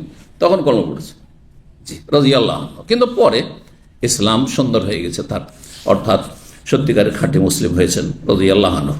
তো মুআবিয়া রাদিয়াল্লাহু তাআলার পিতা এ আবু সুফিয়ান বিন হারব যখন কাফের ছিলেন এবং কাফেরদের বাণিজ্যিক কাফেলা, মক্কার কুরাইশদের বাণিজ্যিক কাফেলা নেতৃত্ব দিয়ে শাম দেশে ব্যবসা বাণিজ্যে গিয়েছিলেন, আর সেখানে রাসূলুল্লাহ সাল্লাল্লাহু আলাইহি ওয়াসাল্লামের চিঠি যে রোম সম্রাটের কাছে পৌঁছেছিল, সেই রোম সম্রাট সেই সময় রোম থেকে, রোম মানে তখনকার আপনার আজকাল যে ভ্যাটিকান সিটি, তাদের পুরো বৃহৎ রোম একেবারে এই পর্যন্ত ছিল, শাম দেশ পর্যন্ত ছিল, হ্যাঁ আপনার সিরিয়া পর্যন্ত, লেবানন, এগুলো পর্যন্ত ছিল রোমদের আন্ডারে, রোমানদের যারা খ্রিস্টান ছিল। তো তাদের শাসক এখানে এসেছিল, মাঝে মাঝে বিভিন্ন জায়গায় তারা আসতো।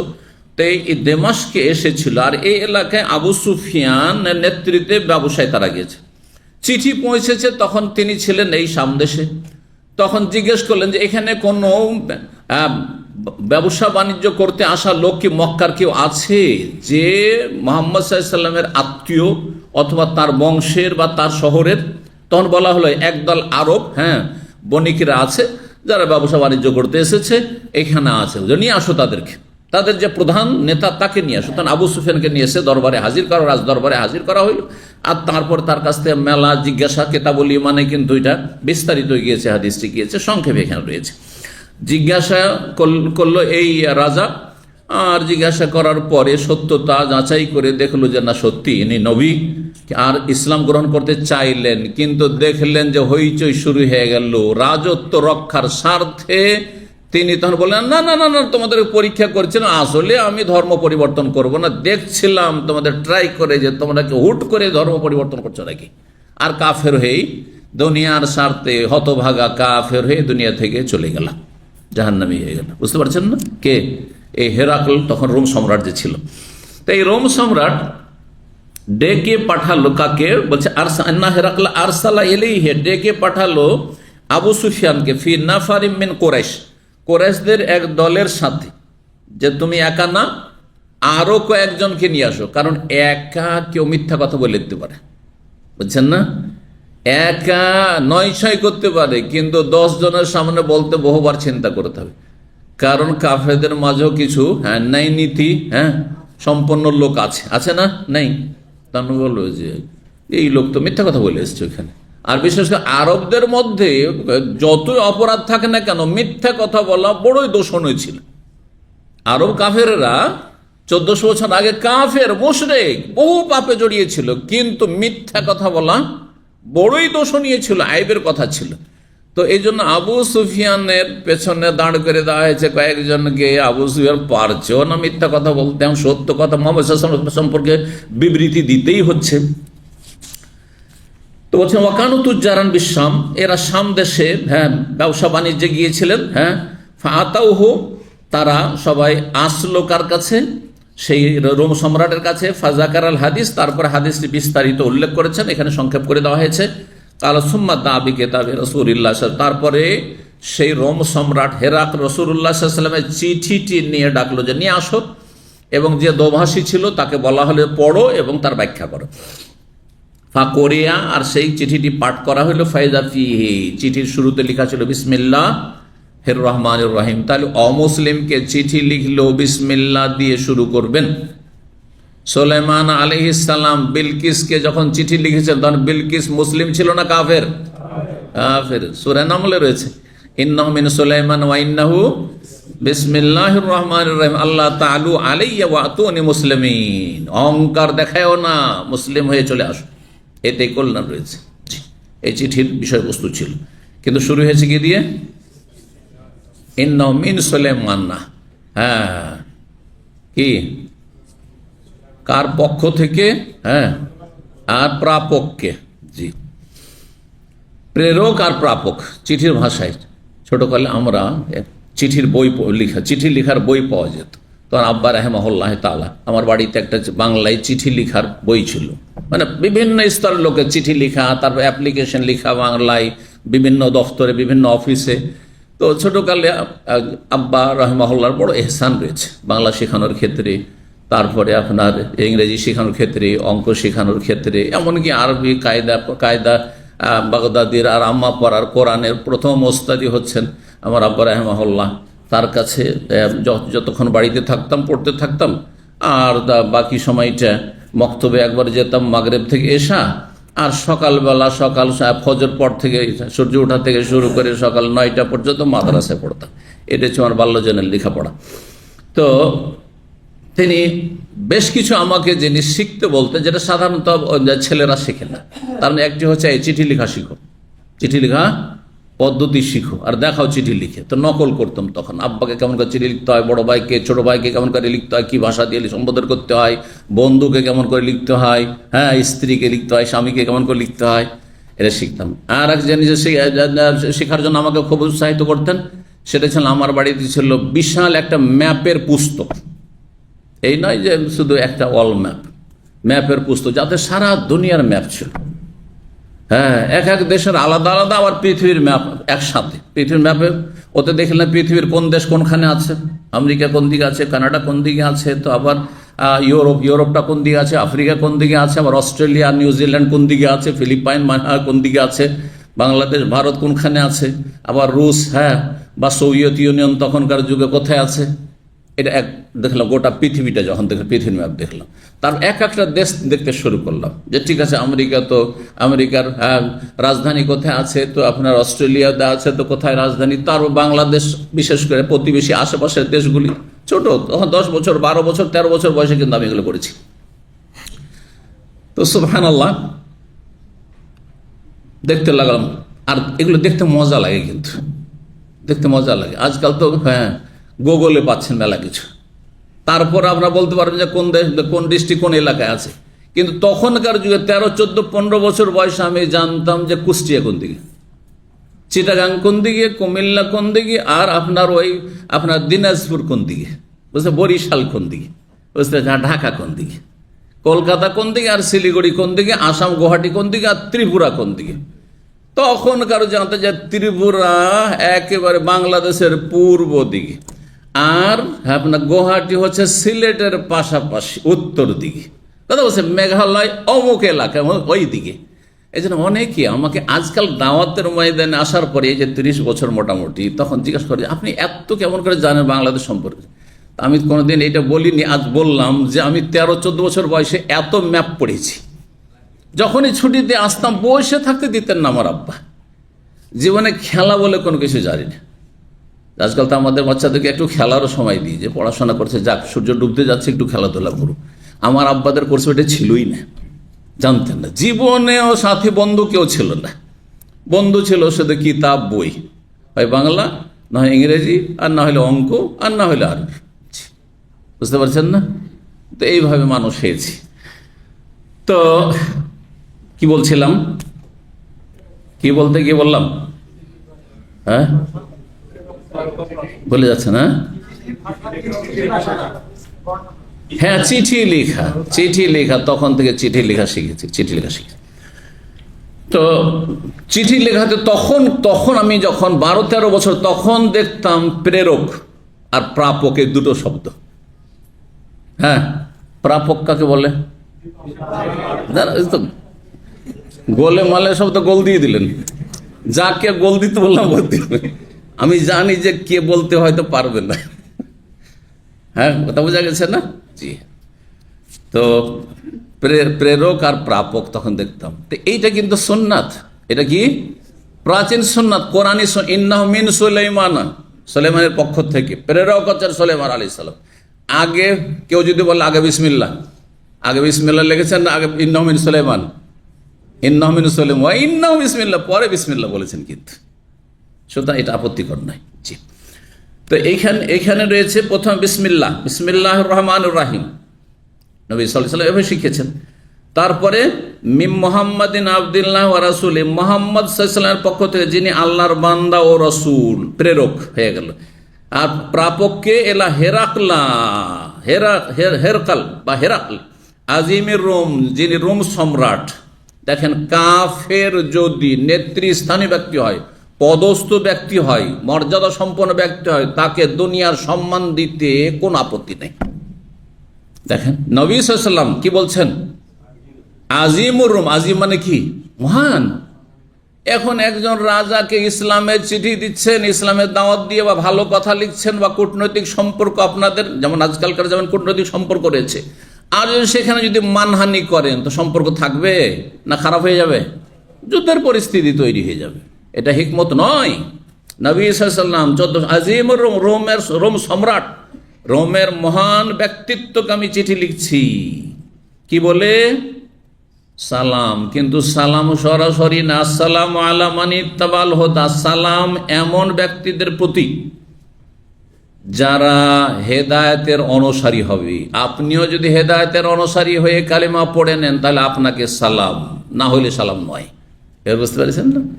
তাহলে সালামুন আলা মান ইত্তাবাল হুদা বা সালাম মান ইত্তাবাল হুদা কাকে বলবেন? অমুসলিমকে বলবেন। কিন্তু যেখানে আমাদের দেশে মাহফিল হয়, আমি ছোটকাল থেকে দেখেছি, আমাদের দেশে বক্তারা ভুল করে, অধিকাংশ বক্তারে ভুল করে। দেখে যে অনেক হিন্দু এসেছে মাহফিলে জলসা শুনতে, অনেক হিন্দুরা আসতো, জানতো যে এখানে হিন্দুরা আছে, তার কাছে হয়তো খবর আছে, সেজন্য বলতো সালামুন আলা মান ইত্তাবাল হুদা। এটা ঠিক না ভুল? এটা ভুল। যেখানে মুসলিম আর অমুসলিমের সংমিশ্রণ রয়েছে সেখানে আসসালামু আলাইকুম ওয়া রাহমাতুল্লাহি ওয়া বারাকাতুহু বলবেন। এর আগে হাদিস গিয়েছে, গত পর্বগুলিতে হাদিস এসেছে। জি হ্যাঁ, হাদিস এসেছে। সেখানে কি রয়েছে আমি আপনাদেরকে একটু দেখিয়ে দিই। হ্যাঁ, 20 নম্বর অধ্যায়, আমাদের অধ্যায় নম্বর কি চলছে? 23 চলছে। আর এর 20 নম্বর অধ্যায়, বাবু তাসলিম ফি মাজলিসিন, এমন অনুষ্ঠানে সালাম পেশ করা, সালাম দেওয়া, ফিহে আখলাতুম মিনাল মুসলিমিন ওয়াল মুশরিক, যেখানে মুসলিম মুশরিক সকল শ্রেণীর মানুষদের অবস্থান রয়েছে। বুঝলেন না? যেখানে মুসলিম অমুসলিম সবাই বসে আছে সেখানে কি বলবো? আসসালামু আলাইকুম ওয়া রাহমাতুল্লাহি ওয়া বারাকাতুহু বলেছেন নবী সাল্লাল্লাহু আলাইহি সাল্লাম। কিন্তু যেখানে সবাই অমুসলিম আমার সামনে, তখন কি বলবো? আসসালামু আলা মান ইত্তাবাল হুদা। কিন্তু জলসা মাহফিলে শুনতে বক্তাদের কাছে এসে সিংহভাগ মুসলিম, হয়তো শতকরা 5 জন হয়তো অমুসলিম আছে, হিন্দু আছে, সেজন্য বলতে সালামুন আলা মান ইত্তাবাল হুদা। ছোটকালে তালবে ইলম ছিলাম যখন মাদ্রাসা, জানতাম না, প্রাথমিক পর্যায়ে লেখাপড়া করতাম, এসব মশলা জানতাম না, না হলে তখনই হয়তো বলতাম যে আপনার এটা ঠিক নয়। কথা বুঝতে পারছেন না? না জানার কারণে এরকম ভুল আমল করে চলে গেছে অনেক বক্তারে, আর অনেকে হয়তো করছে, যেন বলছি। তো আম্মাবাদ, অতঃপর বলে পুরো চিঠি এখানে উল্লেখ করা হয়নি। কি বলেছেন নবী সাল্লাল্লাহু আলাইহি সাল্লাম? হ্যাঁ, রিকোয়েস্ট। আর বড় ঘুরিয়ে পেঁচিয়ে ইসলামের দাওয়াত দেওয়া, যেমন আজকাল করছি, যেহেতু আজকাল দুর্বল আমরা, আজকাল কাফেরদের কাছে দুর্বল মুসলিমরা, সেই জন্য না না একটু খেলাধুলা করাইতে হবে, আর কিছু গিফট দিতে হবে, সাইকেল দিতে হবে, আর এই করতে হবে সেই করতে হবে, আর তারপরে ভালো ভালো প্রোস্টেড খাওয়াইতে হবে, আর তারপরে তখন একটু 2 মিনিট একটু কিছু বলেন ইসলাম সব। এটা ইসলামের দাওয়াতের তরিকা নয়, এটা নব্য তরিকা, সুন্নতের খেলাফ তরিকা। আর সুন্নত মোতাবেক তরিকা হচ্ছে কোরআনে সূরা নামলে রয়েছে, সুলাইমান আলাইহিস সালাম বিলকিস সে রানী, তাকে দাওয়াত দিয়েছেন আল্লাহ তাআলু আলাইয়া, অহংকার করবেন না, ওয়া আতুনি মুসলিমিন, মুসলিম হয়ে চলে আসুন, ইসলাম কবুল করুন। নবী সাল্লাল্লাহু আলাইহি ওয়াসাল্লাম বলতেন আসলিম তাসলাম, এখানে ছিল ইসলাম গ্রহণ করুন, এতে নিরাপদ থাকবেন দুনিয়া আখেরাতে। দুনিয়ায় নিরাপদ থাকবেন, আমরা কোনো সময় আপনার সাথে লড়াই করব না, আপনার বিরুদ্ধে লড়াই করব না। আর আখেরাতে আল্লাহর আযাব থেকে, জাহান্নামের আযাব থেকে, কবরের আযাব থেকে নিরাপদ থাকবেন। আসলিম তাসলাম ইউতিকাল্লাহু আজরাকা মাররাতাইন, এইভাবে। আর তারপরে কুলিয়া আহলাল কিতাব তাআলা ইলা কালিমাতিন সাওয়াইন বাইনানা ওয়া বাইনাকুম আল্লা না'বুদা ইল্লাল্লাহ ওয়া লা নুশরিকা বিহি শাইআন ওয়া লা ইয়াত্তাখিযা বা'দুনা বা'দান আরবাবা মিন দুনিল্লাহ। এই আয়াত, যে আয়াতে সেন্টার পয়েন্টে আসতে বলা হয়েছে, হ্যাঁ সেন্টার পয়েন্টে চলে আসো, শিরক বাদ দাও, নাস্তিকও থেকো না আর বহুত্ববাদী থেকো না, এমন একটা পয়েন্টে চলে আসো যে আমাদের স্রষ্টা আল্লাহ ওপরওয়ালা। হিন্দুরাও বলছে ওপরওয়ালা, আমরা বলছি আল্লাহ সমস্ত সৃষ্টির ঊর্ধ্বে আছেন, মানে তিনি ওপরওয়ালা। তো তার ইবাদতে চলে আসো। আবার দেবদেবীর কেন ইবাদত, মাজার পূজা কেন রে বাবা? বুঝতে পারছেন না? ওয়ালা নুশরিকা বিহি, আল্লাহর সাথে শরীক করব না, কারণ সবাই আল্লাহর সৃষ্টি, সবাই আল্লাহ রাব্বুল আলামিনের গোলাম, আল্লাহর দাস। তো এই ছিল হ্যাঁ চিঠি। আর চিঠি লেখার পদ্ধতি, অমুসলিমকে চিঠি লিখলে কিভাবে চিঠি লিখতে হবে তা দেখা হলো। 25 নম্বর অধ্যায় বলছে বাবুন হবে এটি, বাবুন বেমাইয়ুবদা ফিল কিতাব। এই অধ্যায় হচ্ছে যখন চিঠি লিখবেন কার থেকে শুরু করবেন, আগে প্রাপক না আগে প্রেরক? হ্যাঁ দেখি, আগে প্রেরক, তারপরে আমি অমুকের পক্ষ থেকে, আর অমুক প্রতি। আজকাল আর একটা ভাষা হচ্ছে প্রতি, আমরা টু এর জায়গায়, আগে যখন আমরা চিঠির ওপর লিখতাম, ঠিকানা লিখতাম, তখন কি লিখতাম? টু আর ফ্রম। কথা বুঝতে পারছেন না? ওই রকম। তো ফ্রমটাকে কি বাংলাতে কি লেখা হয়? থেকে। হ্যাঁ, আর এটা হতে, হ্যাঁ হতে লিখতো, আর প্রতি। জি, এই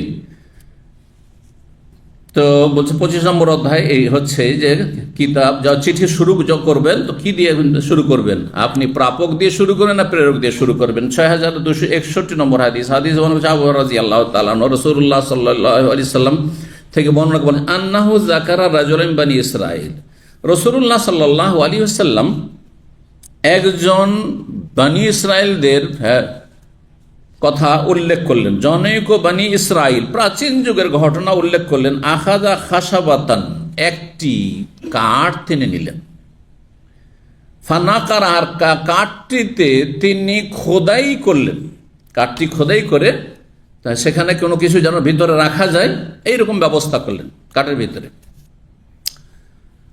ফাদখালা ফিহা আলফা দিনার, আর তাতে 1000 স্বর্ণ মুদ্রা ঢুকিয়ে দিলেন। ওয়াসাহিফাতান মিনহু ইলা সাহিবিহি, আর তাতে একটি চিঠিও গুজে দিলেন ওই টাকার সাথে, স্বর্ণ মুদ্রার সাথে চিঠিও রেখে দিলেন তার পক্ষ থেকে এলা সাহেবেহি, প্রাপকের উদ্দেশ্যে, প্রেরকের পক্ষ থেকে, মানে ওই লোক বনি ইসরায়েলের যে এই 1000 দিনার পাবে বা যাকে দিতে চাই তার উদ্দেশ্যে একটা চিঠি লিখে দিলেন। ওয়াকালা আমর ইবনে আবি সালমান আবিহান আবি হুরায়রা কালা নাজারা খাশাবাতান, নাজারা আজকাল কার্পেন্টারকে কি বলে এখানে, নজ্জার, নজ্জার, নজ্জার হচ্ছে কার্পেন্টার, আর এই পেশাটিকে বলা হয় নাজারা, নাজারা বলা হয়। তো নাজারা এই শব্দটি এসছে এখানে, দেখছেন না? জি, প্রাচীন তাহলে পুরনো আরবি। নাজারা খাশাবাতান, একটি কাঠকে কি করলো, খোদাই করলো, বা তাতে কি করলো, সেটাকে ছিদ্র করলো। ফাজা আলাল মালাফি জফা, তার ভিতরে ধন সম্পদ রেখে দিল। ওই ধন সম্পদ 1000 কি ছিল, স্বর্ণ মুদ্রা। দিনার স্বর্ণ মুদ্রাকে বলা হয়, দিরহাম রৌপ্য মুদ্রাকে বলা হইতো। জি, আজকাল কোন কোন দেশের টাকা, কাগজের টাকা কি বলা হচ্ছে, দিরহাম বলা হচ্ছে, আর কোন দেশের কাগজের নোটকে দিনার, কুয়েতের দিনার, আর বাহরাইন, এইরকমই কিছু কিছু দেশ আছে, আপনার দুবাই, আরব আমিরাত, দিরহাম।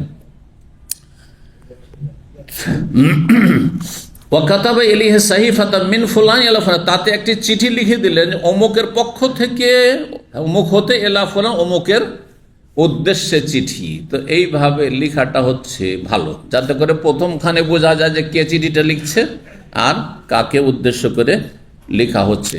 নাহলে পুরোটা পড়ে নিল, যদি এমনটা না লেখা থাকে অন্যের হাতে পড়লো, আর তারপরে পড়ে নেওয়ার পরে দেখছে ওরে এটা চিঠি তো আমার নয় রে, আমার ছোট ভাইয়ের দে ওকে দে, অথচ ওতে ছোট ভাই দেখার পরে যে আমার বড় ভাই চিঠিটা পড়ে নিচ্ছে, মনটা খারাপ হয়ে গেল, মানে এই চিঠি কেন পড়লাম, ওটা হবে না, হবে না। কিন্তু প্রথম খালি লেখা না রে এটা আমার চিঠি না, দে ওকে দিয়ে আমি পড়বো না। একজন মানুষ হালাল হারাম জায়েজ না জায়েজ যখন মেনে চলবে তখন এইরকমই হবে। জি, 26 নম্বর অধ্যায় বাবু কওলিন নবী সাল্লাল্লাহু আলাইহি ওয়াসাল্লাম কুমু ইলা সাইয়্যিদিকুম, এই অধ্যায় হচ্ছে নবী সাল্লাল্লাহু আলাইহি ওয়াসাল্লামের বাণী সম্পর্কে।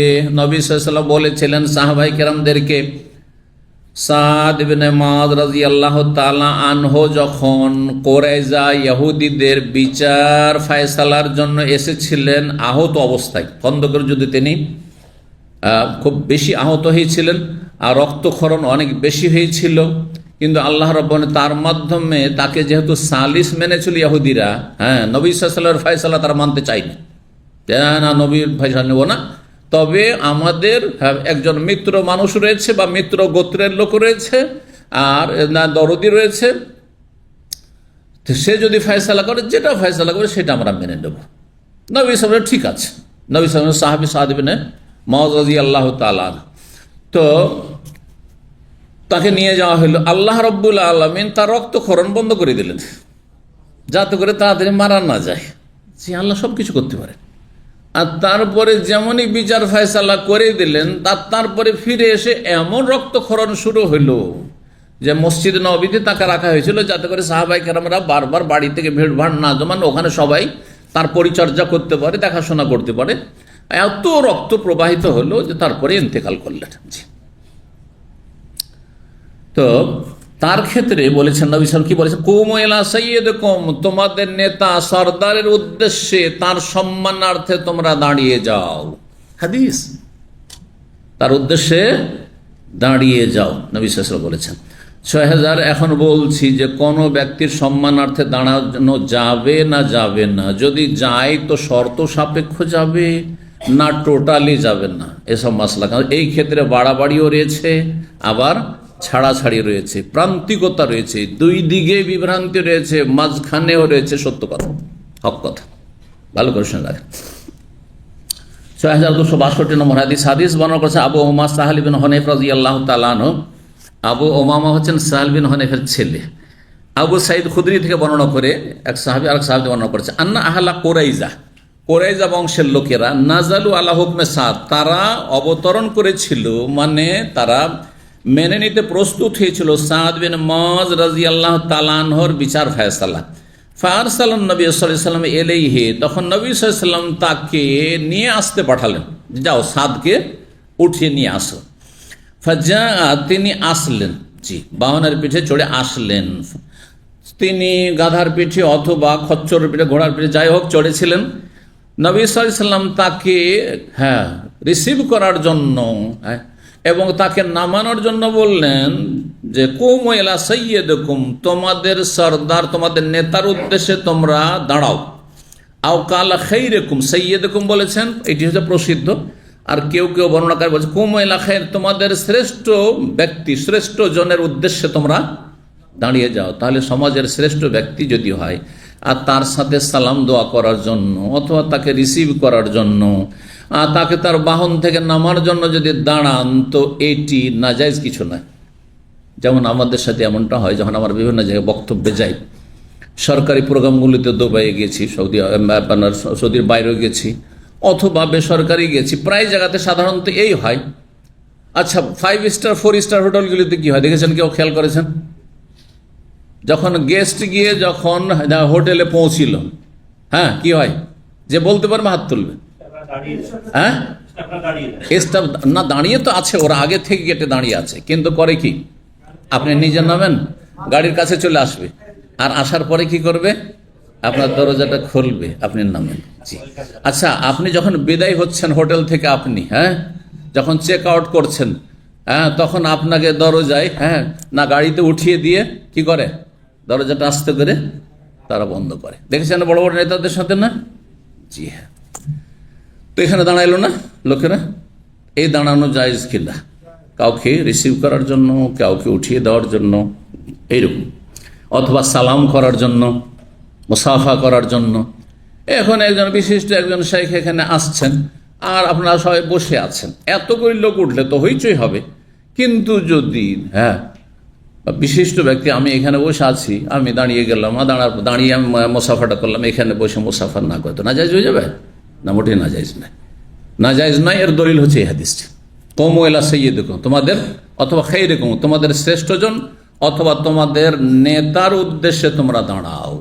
যারা এইটাকেও নাজায়েজ বলছে যে সম্মানার্থ অথবা সালাম মুসাফার জন্য দাঁড়ানো যাবেই না, বসে বসেই সালাম করতে হবে, অথচ আরব দেশে এটা বড় আইবের কথা। আরব দেশে আপনারা বসবাস করছেন, আপনার কফিল এসছে অথবা আপনার ফোরম্যান সুপারভাইজার এসছে আরবিয়ান, আর আপনি আগে থেকে বসে আপনি কম্পিউটারে কাজ করছেন, আর যদি আসসালামু আলাইকুম বলছে, তখন আপনি যদি বসে থেকে যান, তাহলে বলবে চরম বেয়াদব। কি বলবে? চরম বেয়াদব আপনি, একবারে। বুঝতে পারছেন না? জি। সুতরাং যেখানে বৈধতা আছে, জায়েজ আছে, আপনি এমন কিছু করবেন না যে এত ভালো মানুষ হয়ে মানুষের কাছে বেয়াদব হয়ে গেলেন। কথা বুঝতে পারছেন কি না? জি হ্যাঁ। তাহলে জায়েজ সালাম করার জন্য, মুসাফা করার জন্য, বা বিশিষ্ট মেহমানকে রিসিভ করার জন্য দাঁড়ালেন, জায়েজ রয়েছে। নাজায়েজ কোনটি? কাফের অমুসলিমদের প্রথা অনুযায়ী যদি দাঁড়ান, তারা কেমন দাঁড়ায়, যেটা নিষেধ করা হয়েছে। রাসূলুল্লাহ সাল্লাল্লাহু আলাইহি ওয়াসাল্লামের এই ক্ষেত্রে বেশ কিছু হাদিস রয়েছে, তার প্রসিদ্ধ হাদিসটি একটি হাদিস বলি, যেটিতে নিষেধ করা হয়েছে।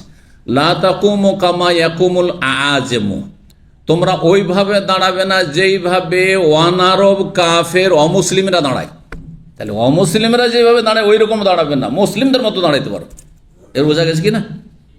কাফেরদের মতো দাঁড়াবে না। আজমি মানে এখানে ওয়ানারব মুসলিম নয়, ওয়ানারব কাফের।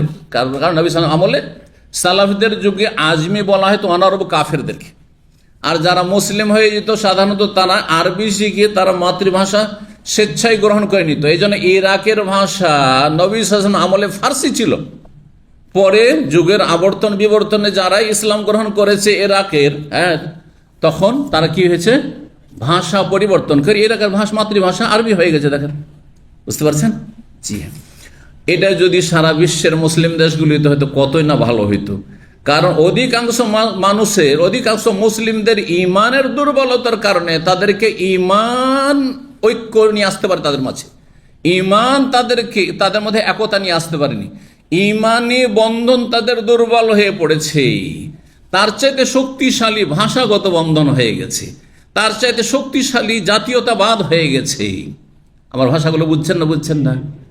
দেখেন, আপনার মুসলিম ভাই কিন্তু ধরেন জাপানের, আপনার মুসলিম ভাই কিন্তু জাপানের, বা আপনার মুসলিম ভাই কিন্তু আফ্রিকার কালো, আপনার মুসলিম ভাই কিন্তু শ্বেতাঙ্গ, ইউরোপ আমেরিকার, অস্ট্রেলিয়ার, অনেক দূরের মনে করছেন। ও কোথায়? অস্ট্রেলিয়ায় বাড়ি। কোথায়? আমাদের দেশের না, ও ভিন দেশের। বলছেন না? জাতীয়তা কিভাবে অজান্তে গ্রাস করেছে অনেক লোক, বুঝতে পেরেছেন? যে নাজায়েজ জাতীয়তা, অথচ সে মুসলিম, আপনিও মুসলিম, আপনার মুসলিম। ইন্নামাল মুমিনুনা ইখওয়া। পক্ষান্তরে আপনার দেশের একজন অমুসলিম, যে কোনো ধর্ম অবলম্বী হোক না কেন, সেও আপনার মতো দেখতে এশিয়ান, আপনিও সেই রকম উপমহাদেশের লোক যেমন দেখতে হয়। আর তারপরে আপনার ভাষায় কথা বলে, আপনার আশেপাশে, আপনার দেশে বা আপনার ডিস্ট্রিক্টে বসবাস করে। কার সাথে? আপনার কিন্তু অমুসলিম। কার সাথে বেশি খাতির? ওয়াল্লাহ, শতকরা 99 জন মুসলিমদের খাতির ওই দেশি অমুসলিমের সাথে, ঠিক কিনা? তাহলে আমাদের ভাষা যদি বাংলা না হইতো, রাগ করবেন না, আমি বাঙালি, কিন্তু আমি নিজে বলছি, আমার ভাষা যদি বাংলা না হইতো, আমার ভাষা যদি উর্দু না হইতো, আমার ভাষা যদি হিন্দি না হইতো, আমার ভাষা যদি ইংরেজি না হইতো, মুসলিম হিসেবে আমার ভাষা যদি আরবি হয়ে যেত, তাহলে মুসলিম বিশ্বে ঐক্য এর চাইতে বেশি আরো অটুট মজবুত হইতো না? এক তো ইসলামের ঐক্য, ইমানি ঐক্য, 2 নম্বর হচ্ছে ভাষাগত ঐক্য। বুঝতে পারছেন? জি হ্যাঁ, এটাই বাঞ্ছনীয়। আর এর জন্য সালাফে সালেহ উৎসাহিত করেছেন। আর যতদিন পর্যন্ত ইসলামের জোয়ার ছিল আর ইসলাম মুসলিমরা শক্তিশালী, খোলাফাগণ শক্তিশালী ছিলেন, ততদিন পর্যন্ত যারা ইসলাম গ্রহণ করেছে আরবি শিখে তারা আরব হয়ে গেছে, অথচ তাদের পূর্বপুরুষরা আরব ছিল না। ইমাম আবু হানিফার বাপ দাদা আরব ছিল, নোমান বিন সাবেত, তার ভাষা আরবি ছিল। এমনকি ইমাম আবু হানিফার ভাষা আরবি ছিল, কিন্তু ইমাম আবু হানিফা আরবি হয়ে গেছে। ইমাম আবু হানিফার ছাত্র আবু ইউসুফ মোহাম্মদ সব আরবি হয়ে গেছে, যদিও মোহাম্মদ রাহিমাহুল্লাহ তিনি আপনার আরবি ভাষী ছিলেন, কিন্তু আবু ইউসুফ মোহাম্মদ ছিলেন না। যাই হোক, এইরকমই অনেকেই যারা ইরাকে বসবাস করত, তাদের মাতৃভাষা তখন ফার্সি ছিল। মাতৃভাষা কি ছিল? ফার্সি ছিল। কিন্তু সবার ভাষা দেখেন, ইরাকের ভাষা এখন বলবেন যে ফার্সি আছে? ফার্সির গন্ধ নেই ইরাকে, আরবি হয়ে গেছে। ওই রকম যদি ইরানে আরবি হয়ে যেত, ওই রকম যদি পাকিস্তানও আরবি হয়ে যেত, ওই রকম যদি ভারতের মুসলিমদের ভাষা আরবি হয়ে যেত, ভারতে মোগল আমলে যদি রাষ্ট্রীয় ভাষা ফার্সি না থেকে আরবি হয়ে যেত, আর সেটা যদি মাতৃভাষায় পরিণত হয়ে যেত, তাহলে কত একটা ঐক্য গড়ে উঠত। এবার বুঝতে পেরেছেন কথা? এই জন্য বিষয়টি বোঝার চেষ্টা করতে হবে। জি, তো কি বলছিলাম? নবী সাল্লাল্লাহু আলাইহি ওয়াসাল্লাম কি বলেছেন? লা তাকুমু কামা ইয়াকুমুল আজম, তোমরা আজমি অনারবদের মতো দাঁড়াবে না। অনারবদের মতো দাঁড়াবে না। তারা কেমন দাঁড়ায়? তারপরে বলছেন ইউআজ্জিমু বাযুহু বাযান, তারা একে অপরের তাজিম করে থাকে। একে অপরের শ্রদ্ধা প্রকাশ করতে গিয়ে বিনয়ী হয়ে দাঁড়ায়। আজমিদের দাঁড়ানো কেমন ছিল? যেমন আমরা প্রাইমারি স্কুলে, আমি দাঁড়িয়েছি প্রাইমারি স্কুলে, আমি বলছি কয়েক বছর যে পড়েছি প্রাইমারি স্কুল শুধু, তো আমার 2 জন মুসলিম টিচার ছিল, একজন হিন্দু টিচার ছিল। মুসলিম টিচার হইল, যেমনই ক্লাসে আসলো তখন সব ছাত্রছাত্রী দাঁড়িয়ে গেল। দাদা বলছেন না? আর হিন্দু টিচার আসলো, সব ছাত্রছাত্রী দাঁড়িয়ে গেল। সে আদাব বলে দাঁড়াক আর নমস্কার বলেই দাঁড়াক যদি অমুসলিম হয়, অথবা মুসলিম হইলে আমাদের মুসলিম একজন স্যার ছিলেন, জাযাহুল্লাহ খায়ের, যদিও তিনি মযহাবী ছিলেন কট্টর, কিন্তু তিনি যখন জুমা পড়তে যেতেন, জুমার দিনে যেহেতু ক্লাস হতো জুমার সময়, তো আমাকে বলতেন, আমার মতো ছেলে যারা জানতো এরা ধার্মিক পরিবারের ছেলে, জুমা পড়বে, বলতো এই তোমাদের মধ্যে কে জুমা পড়তে যাবে? বলতো স্যার আমি যাবো, আমাকে সাথে নিয়ে যেতেন। এরকম 2-4টা ছেলে আমরা জুমা পড়তে যাই, অথচ তখন আমাদের বয়স তখন 11-12 বছর। তো যাই হোক, কি বলছিলাম, ওই যে শিক্ষক, মুসলিম শিক্ষক, যখন আমরা দাঁড়াইতাম তখন আমি যখন আসবো তখন আমাকে সালাম বলবি, তখন আমার বলতো সালাম আলাইকুম স্যার। কি বলতাম? সালাম আলাইকুম স্যার। আর যখন হিন্দু টিচার আসতো তখন হয় কোনো জায়গাতে আদাব ছিল, কোনো জায়গায় নমস্কার ছিল, বেশিরভাগ নমস্কারই ছিল পশ্চিমবঙ্গে। কিন্তু নমস্কার বলা জায়েজ নয়, আদাব বললে জায়েজ। আদাব বললে অমুসলিম আপনার যদি শ্রদ্ধাভাজন হয় তো আদাব বলবে, নমস্কার বলবেন না আপনি। তো আচ্ছা বলে সাথে সাথে বসে যেতাম না, দাঁড়িয়েই থাকতাম যতক্ষণ ওস্তাদ না বলবে, টিচার না বলবে বসো, ততক্ষণ বসা চলবে না। এইটা না যাইজ। এবার বুঝতে পেরেছেন? এমন হয়ে দাঁড়িয়ে গেলাম যতক্ষণ বসতে না বলবে বসবেন না, এটা জায়েজ নয়। আমার সাথে মুসাফা করার জন্য যদি দাঁড়িয়ে যান তাহলে জায়েজ রয়েছে, দাঁড়িয়ে এদিক থেকে আসছে আর দাঁড়িয়ে গিয়ে মুসাফা করলে জায়েজ। কিন্তু দাঁড়িয়ে গেলেন, এমন হয়ে দাঁড়িয়ে গেলেন যে যতক্ষণ আমি দাঁড়িয়ে আছি, ততক্ষণ, বা বসতে না বলছি, বসবেনই না আপনি, এইটা জায়েজ নয়। তারপরে বিনয়ী হয়ে ঝুঁকে দাঁড়ানো জায়েজ নয়, জায়েজ নয়। মাথা ঝুঁকিয়ে যদি কেউ দাঁড়ায় জায়েজ নয়, অথবা ঝুঁকিয়ে বেদাতীদের সালাম, সালাম মুসাফার কথা আসছে, আজকে পৌঁছিতে পারলাম না, পৌঁছিলে ভালোই ছিল। তো বা মুসাফার অধ্যায়টি হয়তো শেষ করলে একটু লম্বা হবে। তো যাই হোক, ধৈর্য আছে?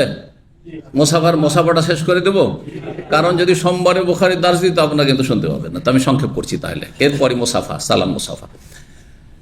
তো মুসাফা করতে গিয়ে আসসালামু আলাইকুম, এটা জায়েজ নাই। সোজা বডিটা সোজা করে মুসাফা, দাঁড়াচ্ছেন সালাম আলাইকুম, ওস্তাদ সালাম আলাইকুম, সালাম আলাইকুম, এটা জায়েজ নাই। এটা হচ্ছে আজমি কাফেরদের দাঁড়ানো, বিনয় হয়ে দাঁড়ানো, ঝুঁকে দাঁড়ানো, এটা জায়েজ নাই। জি, আশা করি বুঝতে পেরেছেন। এই ছিল হাদিস। আর তারপরে হাদিসের একটু বাকি আছে। ফাকাদা ইনদান নবী সাল্লাল্লাহু আলাইহি সাল্লাম, যখন আসলেন সাদ বিন মুআয, নবী সাল্লাল্লাহু আলাইহি ওয়াসাল্লাম পাশে বসে গেলেন, বললেন হাউলাই নাযালু আল হুকম। নবী সাল্লাল্লাহু আলাইহি ওয়াসাল্লাম বললেন সাদকে যে এরা, এই ইহুদিরা এদের অবরোধ করেছে, যেহেতু এরা গাদ্দারি করেছে, খন্দকের যুদ্ধে কাফেরদের সাথ দিয়েছিল, অথচ আমাদের সাথে তাদের চুক্তি ছিল যে মদিনার আমরা সার্বিক নিরাপত্তা আমরা এক থাকবো। এই হচ্ছে আপনার কুরাইজার ঘটনা, যা আমি সিরাতুন নবীর 110টি পর্বের কোনো একটি পর্বে আলোচনা করেছি। তো নবী সাল্লাল্লাহু আলাইহি ওয়াসাল্লামের বিচার এরা মানতে রাজি হয়নি। বলছিলাম তারা বলেছিল যে ঠিক আছে, আমাদের মিত্র ব্যক্তি, আমাদের হিতাকাঙ্ক্ষী সাদ বিন মুআয যদি ফয়সালা করে তো মানবো তার সালিস। তো নবী সাল্লাল্লাহু আলাইহি ওয়াসাল্লাম বললেন যে হাওলা, এই কুরাইজার ইহুদিরা নাজালু আলা হুকমিকা, তোমার বিচার সালিসে মেনে নেবে বলে তারা তাদের কেল্লা থেকে, দুর্গ থেকে নেমে এসেছে, অথবা তারা স্যারেন্ডার করেছে। নাজল মানে স্যারেন্ডার করা, আত্মসমর্পণ করেছে। কালাফাইনি আহকম, তখন সাদ বিন মুআয ফয়সালা করলেন, আমি বিচার ফয়সালা করছি, আনতুকতালা মুকাতিলাতুহুম, তাদের যারা যোদ্ধা, যুদ্ধ করতে যারা যোগ্য, মানে সাবালক যারা যুদ্ধ করতে সক্ষম, তাদেরকে হত্যা করা হোক। অতুসবা যারা রিমহুম, তাদের যা অপ্রাপ্ত বয়স্ক নাবালক নাবালিকা, তাদেরকে দাস দাসীতে পরিণত করা হোক, কারণ তাদের অপরাধ সবচেয়ে বেশি ছিল। মদিনার ভিতরে থেকে কাফের যে বিভিন্ন গোত্রগুলি খন্দকের যুদ্ধে মদিনাকে ঘেরাও করেছিল, তাদেরকে তারা মেসেজ দিচ্ছে বারবার যে তোমরা শুধু আক্রমণ করে ভিতরে ঢুকে যাও, তখন আমরা বাড়িতে ঢুকে ঢুকে এ মুসলিমদের এক একজন নারী আর এক একজন শিশুকে আমরা হত্যা করব তোমাদের সাথে। তোমরা চিন্তা করবে না। কত বড় একটা ঝুঁকিপূর্ণ অবস্থা ছিল সাহাবায়ে কেরামদের জন্য। আর কোন পুরুষ সাহাবায়ে কেরাম নিজের বাড়ির হেফাজতে থাকতে পারছেন না, স্ত্রীর সাথে ছেলে মেয়েদের সাথে সবাই মদিনার চারিদিকে পাহারা দিচ্ছেন যে কোনো দিক থেকে কাফেররা না ঢুকে যায়। এই ছিল আহজাবের যুদ্ধ বা খন্দকের যুদ্ধের ভয়াবহ পরিস্থিতি। এই জন্য তাদের শাস্তিও কঠিন ছিল আল্লাহর পক্ষ থেকে। যখন এই ফয়সালা দিয়ে দিলেন, আর তারা কয়েকশো ছিল, সাবালক তাদেরকে হত্যা করা হইল, আর তাদের যারা নাবালক ছিল অথবা মহিলা ছিল তাদের বন্দী করা হইল। ফাঁকা লাকাদ হামতা, নবী সাল্লাল্লাহু আলাইহি ওয়াসাল্লাম বললেন যে তুমি যে ফয়সালা করেছো, বেমা হাকামা বিহিল মালিক, আল্লাহ রাব্বুল আলামিন যিনি মহা অধিপতি, যিনি সবকিছুর মালিক, তিনি যে ফয়সালা করেছেন 7 আসমানের ওপর থেকে, তার ফয়সালা অনুযায়ী তুমি ফয়সালা করেছো। মানে আল্লাহ তোমাকে এমন কিছু এলহাম করেছে যে আল্লাহর এটাই ফয়সালা ছিল যে এদের যোদ্ধাদেরকে হত্যা করা হোক আর এদের নাবালকদেরকে বন্দী করা হোক। ইমাম আবু আব্দুল্লাহ ইমাম বুখারী রাহিমাহুল্লাহ বলছেন, আফামানি বাযু আসহাবি, আমার কিছু সাথী সঙ্গীরা আবুল ওয়ালিদ থেকে বর্ণনা করেছেন, মিন কাওলি আবি সাঈদ, আবু সাঈদ এলা হুকমেকা, ওই যে আলা হুকমেকা না এলা হুকমেকা, দুই রকম বর্ণনা এসেছে, একটু সনদের কথা বা একটি বাক্যের কথা পার্থক্য বর্ণনা করছেন। 27 নম্বর অধ্যায় বাবুল মোসাফা, এই অধ্যায় হচ্ছে মোসাফার অধ্যায়। মোসাফাহা শব্দটি কি বিকৃত হইতে হইতে বাংলা হয়েছে মোসাবা। কি হয়েছে? যেমন ব লিখছেন না, বন না, আর ফ শুধু ফ না, মোসাফাও না, মোসাফাহা, মোসাফাহা, ভালো করে শুনে রাখেন। মোসাফাহা সাফাহা থেকে, সাফাহা ইউসাস, সাফহাতুন মানে এই হাতের তলা, সাফহাতুন মানে হাতের তলা, আর হাতের তলার সাথে হাতের তলা মেলানোর নাম হচ্ছে মোসাফাহা। একজনের হাতের তলার সাথে আর একজনের হাতের তলা মিলবে, তাহলে মোসাফা হবে এইভাবে, আর সেটা হবে মোসাফা। ভালো কাজ না মন্দ কাজ? ময়লা আবর্জনা সাফ করার মতো না ভালো কাজ? ভালো কাজের জন্য আল্লাহ ডান হাত পয়দা করেছেন না বাম হাত? ডান হাত। তাহলে মোসাফা যখন ভালো কাজ হবে কোন হাত দিয়ে? ডান হাত দিয়ে। আর মোসাফাহা মানে হাতের তলার সাথে তলা মিলে, আমার হাতের তলার সাথে আপনার হাতের তলা মিলবে, এইভাবে, বুঝতে পারছেন না? কিন্তু যদি আমি 2 হাত লাগাই আর আপনি 2 হাত, তাহলে কি হবে? হাতের তলার সাথেও মিলবে আর ওপরের সাথেও মিলবে। এইভাবে ধরবেন না, আপনি একটা হাত আপনি ভিতরে দিলেন আর একটা হাত এখানে দিলেন, দিলেন না, তো খালি মোসাফা থাকলো না, এদিকেও লাগলো হাত, তাহলে আর মোসাফা এর নামকরণ হইল না। বুঝতে পেরেছেন না? 1 নম্বর কথা, 4 হাতে 4 হাতে মোসাফা যে সুন্নতের খেলাফ, এই কথা প্রমাণ করছি আপনাকে। হাদিস পেশ করব, হাদিস অনেকগুলি, 10টি হাদিস আমার সামনে আছে, তাও সংক্ষেপ করে নিয়েছে, আরও কতগুলি হাদিস আছে। অনেক আজকের থেকে প্রায় 20 বছর আগে একটি লেকচার আমি দিয়েছিলাম, যেটা আমার অফিসিয়াল চ্যানেলে নাই, কিন্তু বিভিন্ন চ্যানেলে থাকতে পারে। মোসাফার উপর সবগুলি হাদিস প্রায় বর্ণনা করেছিলাম, দেখলাম যে অনেকগুলি আরও হাদিস আছে। আমি সংক্ষেপ করে 10টি হাদিস নিয়ে এসেছি, কিন্তু সময়ের স্বল্পতার জন্য সব হাদিস শোনাবো না, শুধু আপনার জানিয়ে দিলাম। আর ইনশাআল্লাহ হয়তো বৃহস্পতিবারের বিষয়ভিত্তিক আলোচনাতে এটি নতুন করে আলোচনা করব, কারণ 20 বছর আগের আলোচনা কোথায় চলে গেছে, আছে কিনা আল্লাহ জানে সোশ্যাল মিডিয়াতে। বুঝতে পারছেন না? এখন সংক্ষেপে মোসাফার কথা বলি এই হাদিসগুলির আলোকে। তাহলে শাব্দিক থেকে মোসাফা মানে হাতের তলার সাথে হাতের তলা মিলা, আর তারপরে শরীয়তের যুক্তির মাপকাঠিতে, যুক্তির নিরিখেও মোসাফা হচ্ছে ভালো কাজ। তখন ভালো কাজ কি দিয়ে করতে হবে? ডান হাত দিয়ে করতে হবে। এবার বুঝতে পারলেন? হাতের তলার সাথে হাতের তলা মেলানো, হাতের ওপরের সাথে মেলানো নয়, আর সেটা ডান হাত দিয়ে করা।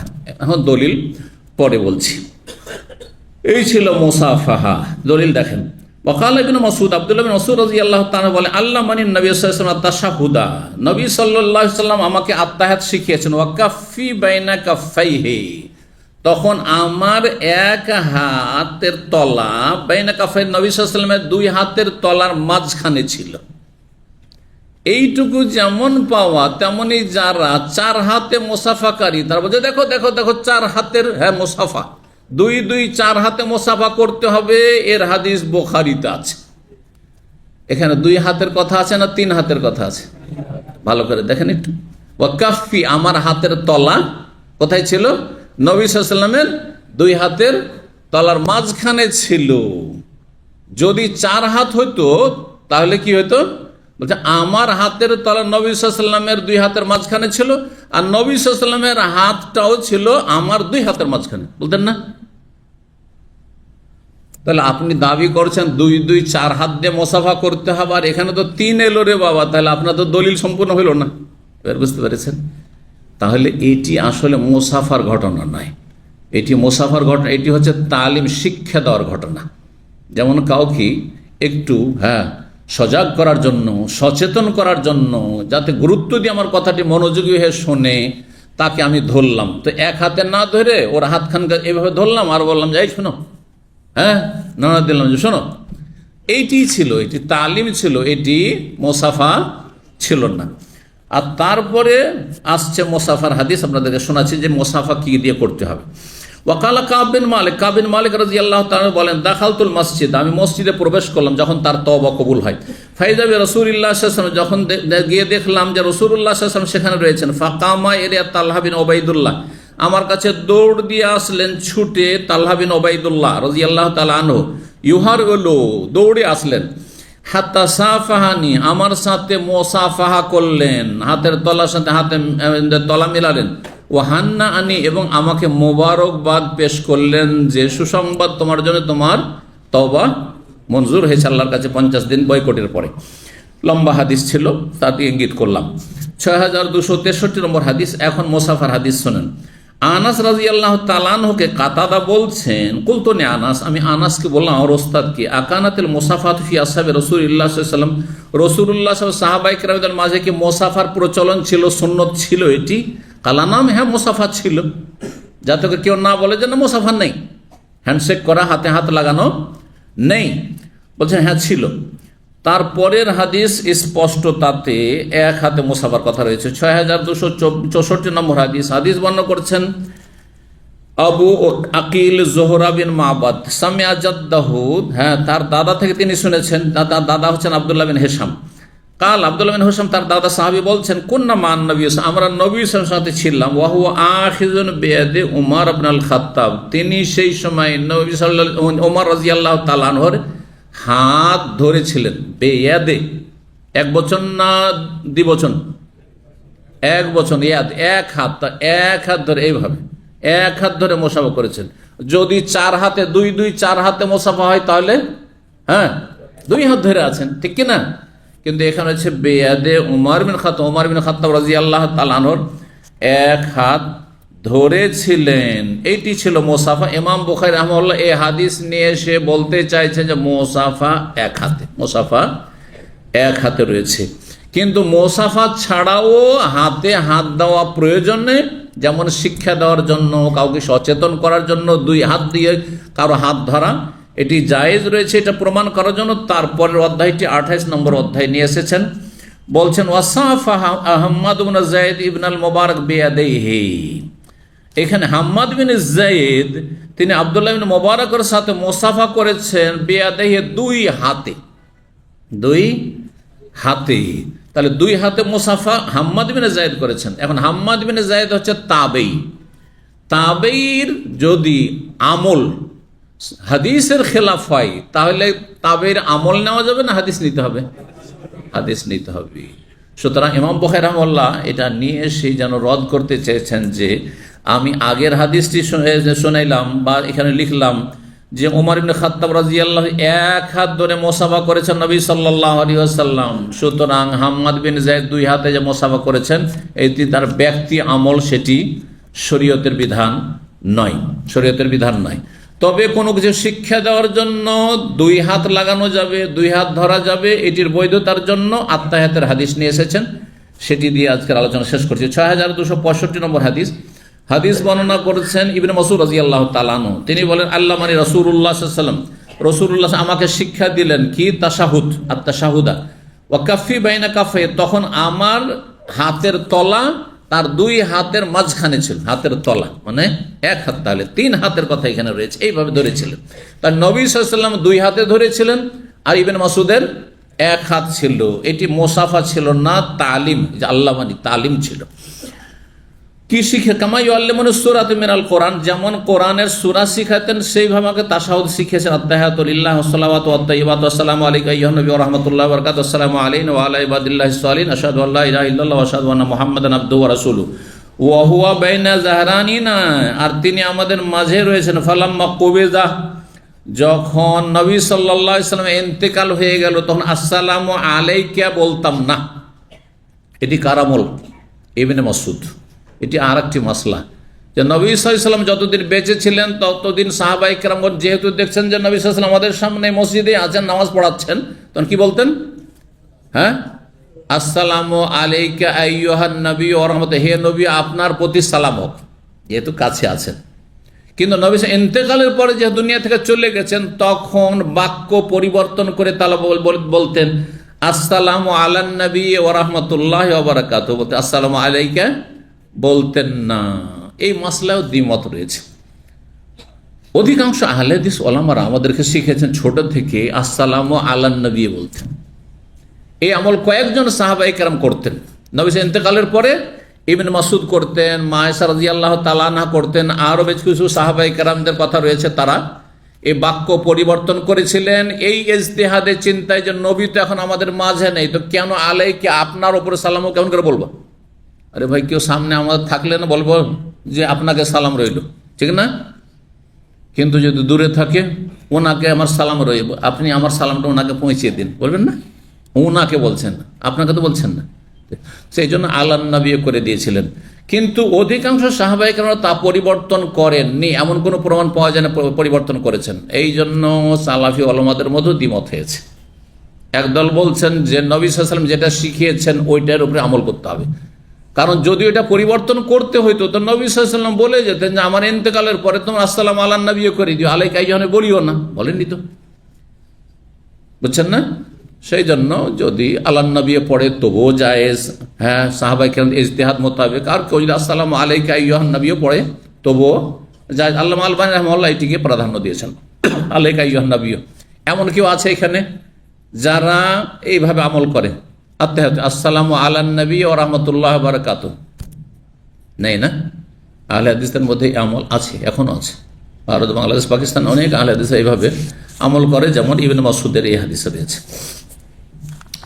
এখন মুসাফা সম্পর্কে বেশ কিছু হাদিস রয়েছে, হাদিসগুলি শোনাবার সময় নেই। ইনশাআল্লাহ তাআলা আমরা সামনে বৃহস্পতিবার আলোচনা তো শুনিয়ে দেবো, কারণ যথেষ্ট সময় লাগবে। কিন্তু এখানে যে বিষয়গুলি আপনাদেরকে শোনা, বিশেষ করে ইমাম বুখারী রাহিমাহুল্লাহ দুটো অধ্যায় নিয়ে এসেছেন। একটা মুসাফার অধ্যায় 27 নম্বর অধ্যায়, আর 28 নম্বর হচ্ছে বাবুল আখযে বিল ইয়াদাইন। এই অধ্যায় হচ্ছে দুই হাত, হ্যাঁ, ধারণ করা সম্পর্কে, দুই হাত কারো ধারণ করা সম্পর্কে, ধরা সম্পর্কে। তো ইমাম বুখারী বলতে চাইছেন যে আগেরটা মুসাফা এক হাত, আর দুই হাত ধরাটি মুসাফা নয়, সেজন্য ভিন্ন নেয়া, না একটি অধ্যায় নিয়ে চলে আসতেন। এই একটি বিষয়। দ্বিতীয় বিষয় হচ্ছে, এই জন্য বেশ কিছু হাদিস রয়েছে, আনাস রাদিয়াল্লাহু তাআলা থেকে বর্ণিত রয়েছে যে যখন কারোর সাথে সাক্ষাৎ হতো, লা ইয়ানজু ইয়াদাহু হাত্তা এখন হুয়াল্লাযী ইয়ানজু ইয়াদাহু, এক বচন হাতের কথা রয়েছে, এক হাতের কথা রয়েছে সেই হাদিসে, ইমাম ইবনে মুবারক বর্ণনা করেছেন। আর তারপরে যে মশলা বললাম সেটা হচ্ছে যে মুসাফা ছাড়াও হাত ধরা জায়েজ, আর হাত যখন ধরবে বিনা মুসাফাতে তখন দুই হাত দিয়ে ধরতে পারেন। হানাফি মুহাদ্দিস একজন বুখারীর টিকা লিখেছেন, ভারতের বিখ্যাত মুহাদ্দিস দেওবন্দের আহমদ আলী সাহারানপুরি, তিনি লিখছেন, অথচ তিনি হানাফি ইমাম মুহাদ্দিস, বলছেন লাম্মা কানাল আখযু বিল ইয়াদি ইয়াজুজু আন ইয়াকা মিন গায়রি মুসাফাহাতিন, যখন হাত কারো ধরা মুসাফা ছাড়াও জায়েজ, আফরাদাহু বিহাযাল বাব, এই জন্য ভিন্ন আরেকটি অধ্যায় নিয়ে এসেছেন। যখন হাত ধরবেন দুই হাতে ধরতে পারেন, কিন্তু যখন মুসাফা করবেন তখন এক হাতে মুসাফা করবেন, এই কথাটি উনি বুঝাইতে চাইছেন। টিকা নম্বর 6 সহিহ বুখারী, যেটা ভারতে দেওবন্দে ছেপেছে। আর এইরকমই কথা ইমাম কাসতুলানী রহমতুল্লাহ আলাইহি সহিহ বুখারীর ভাষ্যে বলছেন, ইরশাদুস সারি, সেই সহিহ বুখারীর ভাষ্যের নাম, বলছেন লাম্মা কানাল আখযু বিল ইয়াদি ইয়াজুজ, যখন হাত কারো ধরা জায়েজ, আন ইয়াকা মিন গায়রি হুসুল মুসাফা ছাড়াও, আফরাদাহু বিহাযাল বাব, সুতরাং ভিন্ন আরেকটি অধ্যায় নিয়ে এসেছেন যেটাতে দুই হাতের কথা ইবনে মাসউদের হাদিসে রয়েছে, সেটি মুসাফা নয়, বরং সেটি এমনি কারো হাত ধরে তালিম দেওয়া, শিক্ষা দেওয়া, যেমনটা বললাম। ইনশাআল্লাহ তার বিস্তারিত আগামী সপ্তাহে পেয়ে যাবেন মুসাফার আলোচনা। জাযাকুমুল্লাহ খাইর, আপনাদের ধৈর্য ধারণের জন্য। বারাকাল্লাহু ফিক। আল্লাহ রাব্বুল আলামিন যেন দুনিয়া আখিরাতে কল্যাণ দান করেন এবং সমস্ত গুনাহ খাতা আল্লাহ মাফ করেন, এবং এই মজলিসকে আল্লাহ যেন আল্লাহ সন্তুষ্টির জন্য কবুল করে, আপনাদের জন্য, আমাদের জন্য, আমাদেরকে সকলকে জান্নাতুল ফিরদাউস দান করেন। সুবহান রাব্বিকা রাব্বিল ইজ্জাতি আম্মা ইয়াসিফুন ওয়া সালামুন আলাল মুরসালিন ওয়াল হামদুলিল্লাহি রাব্বিল আলামিন।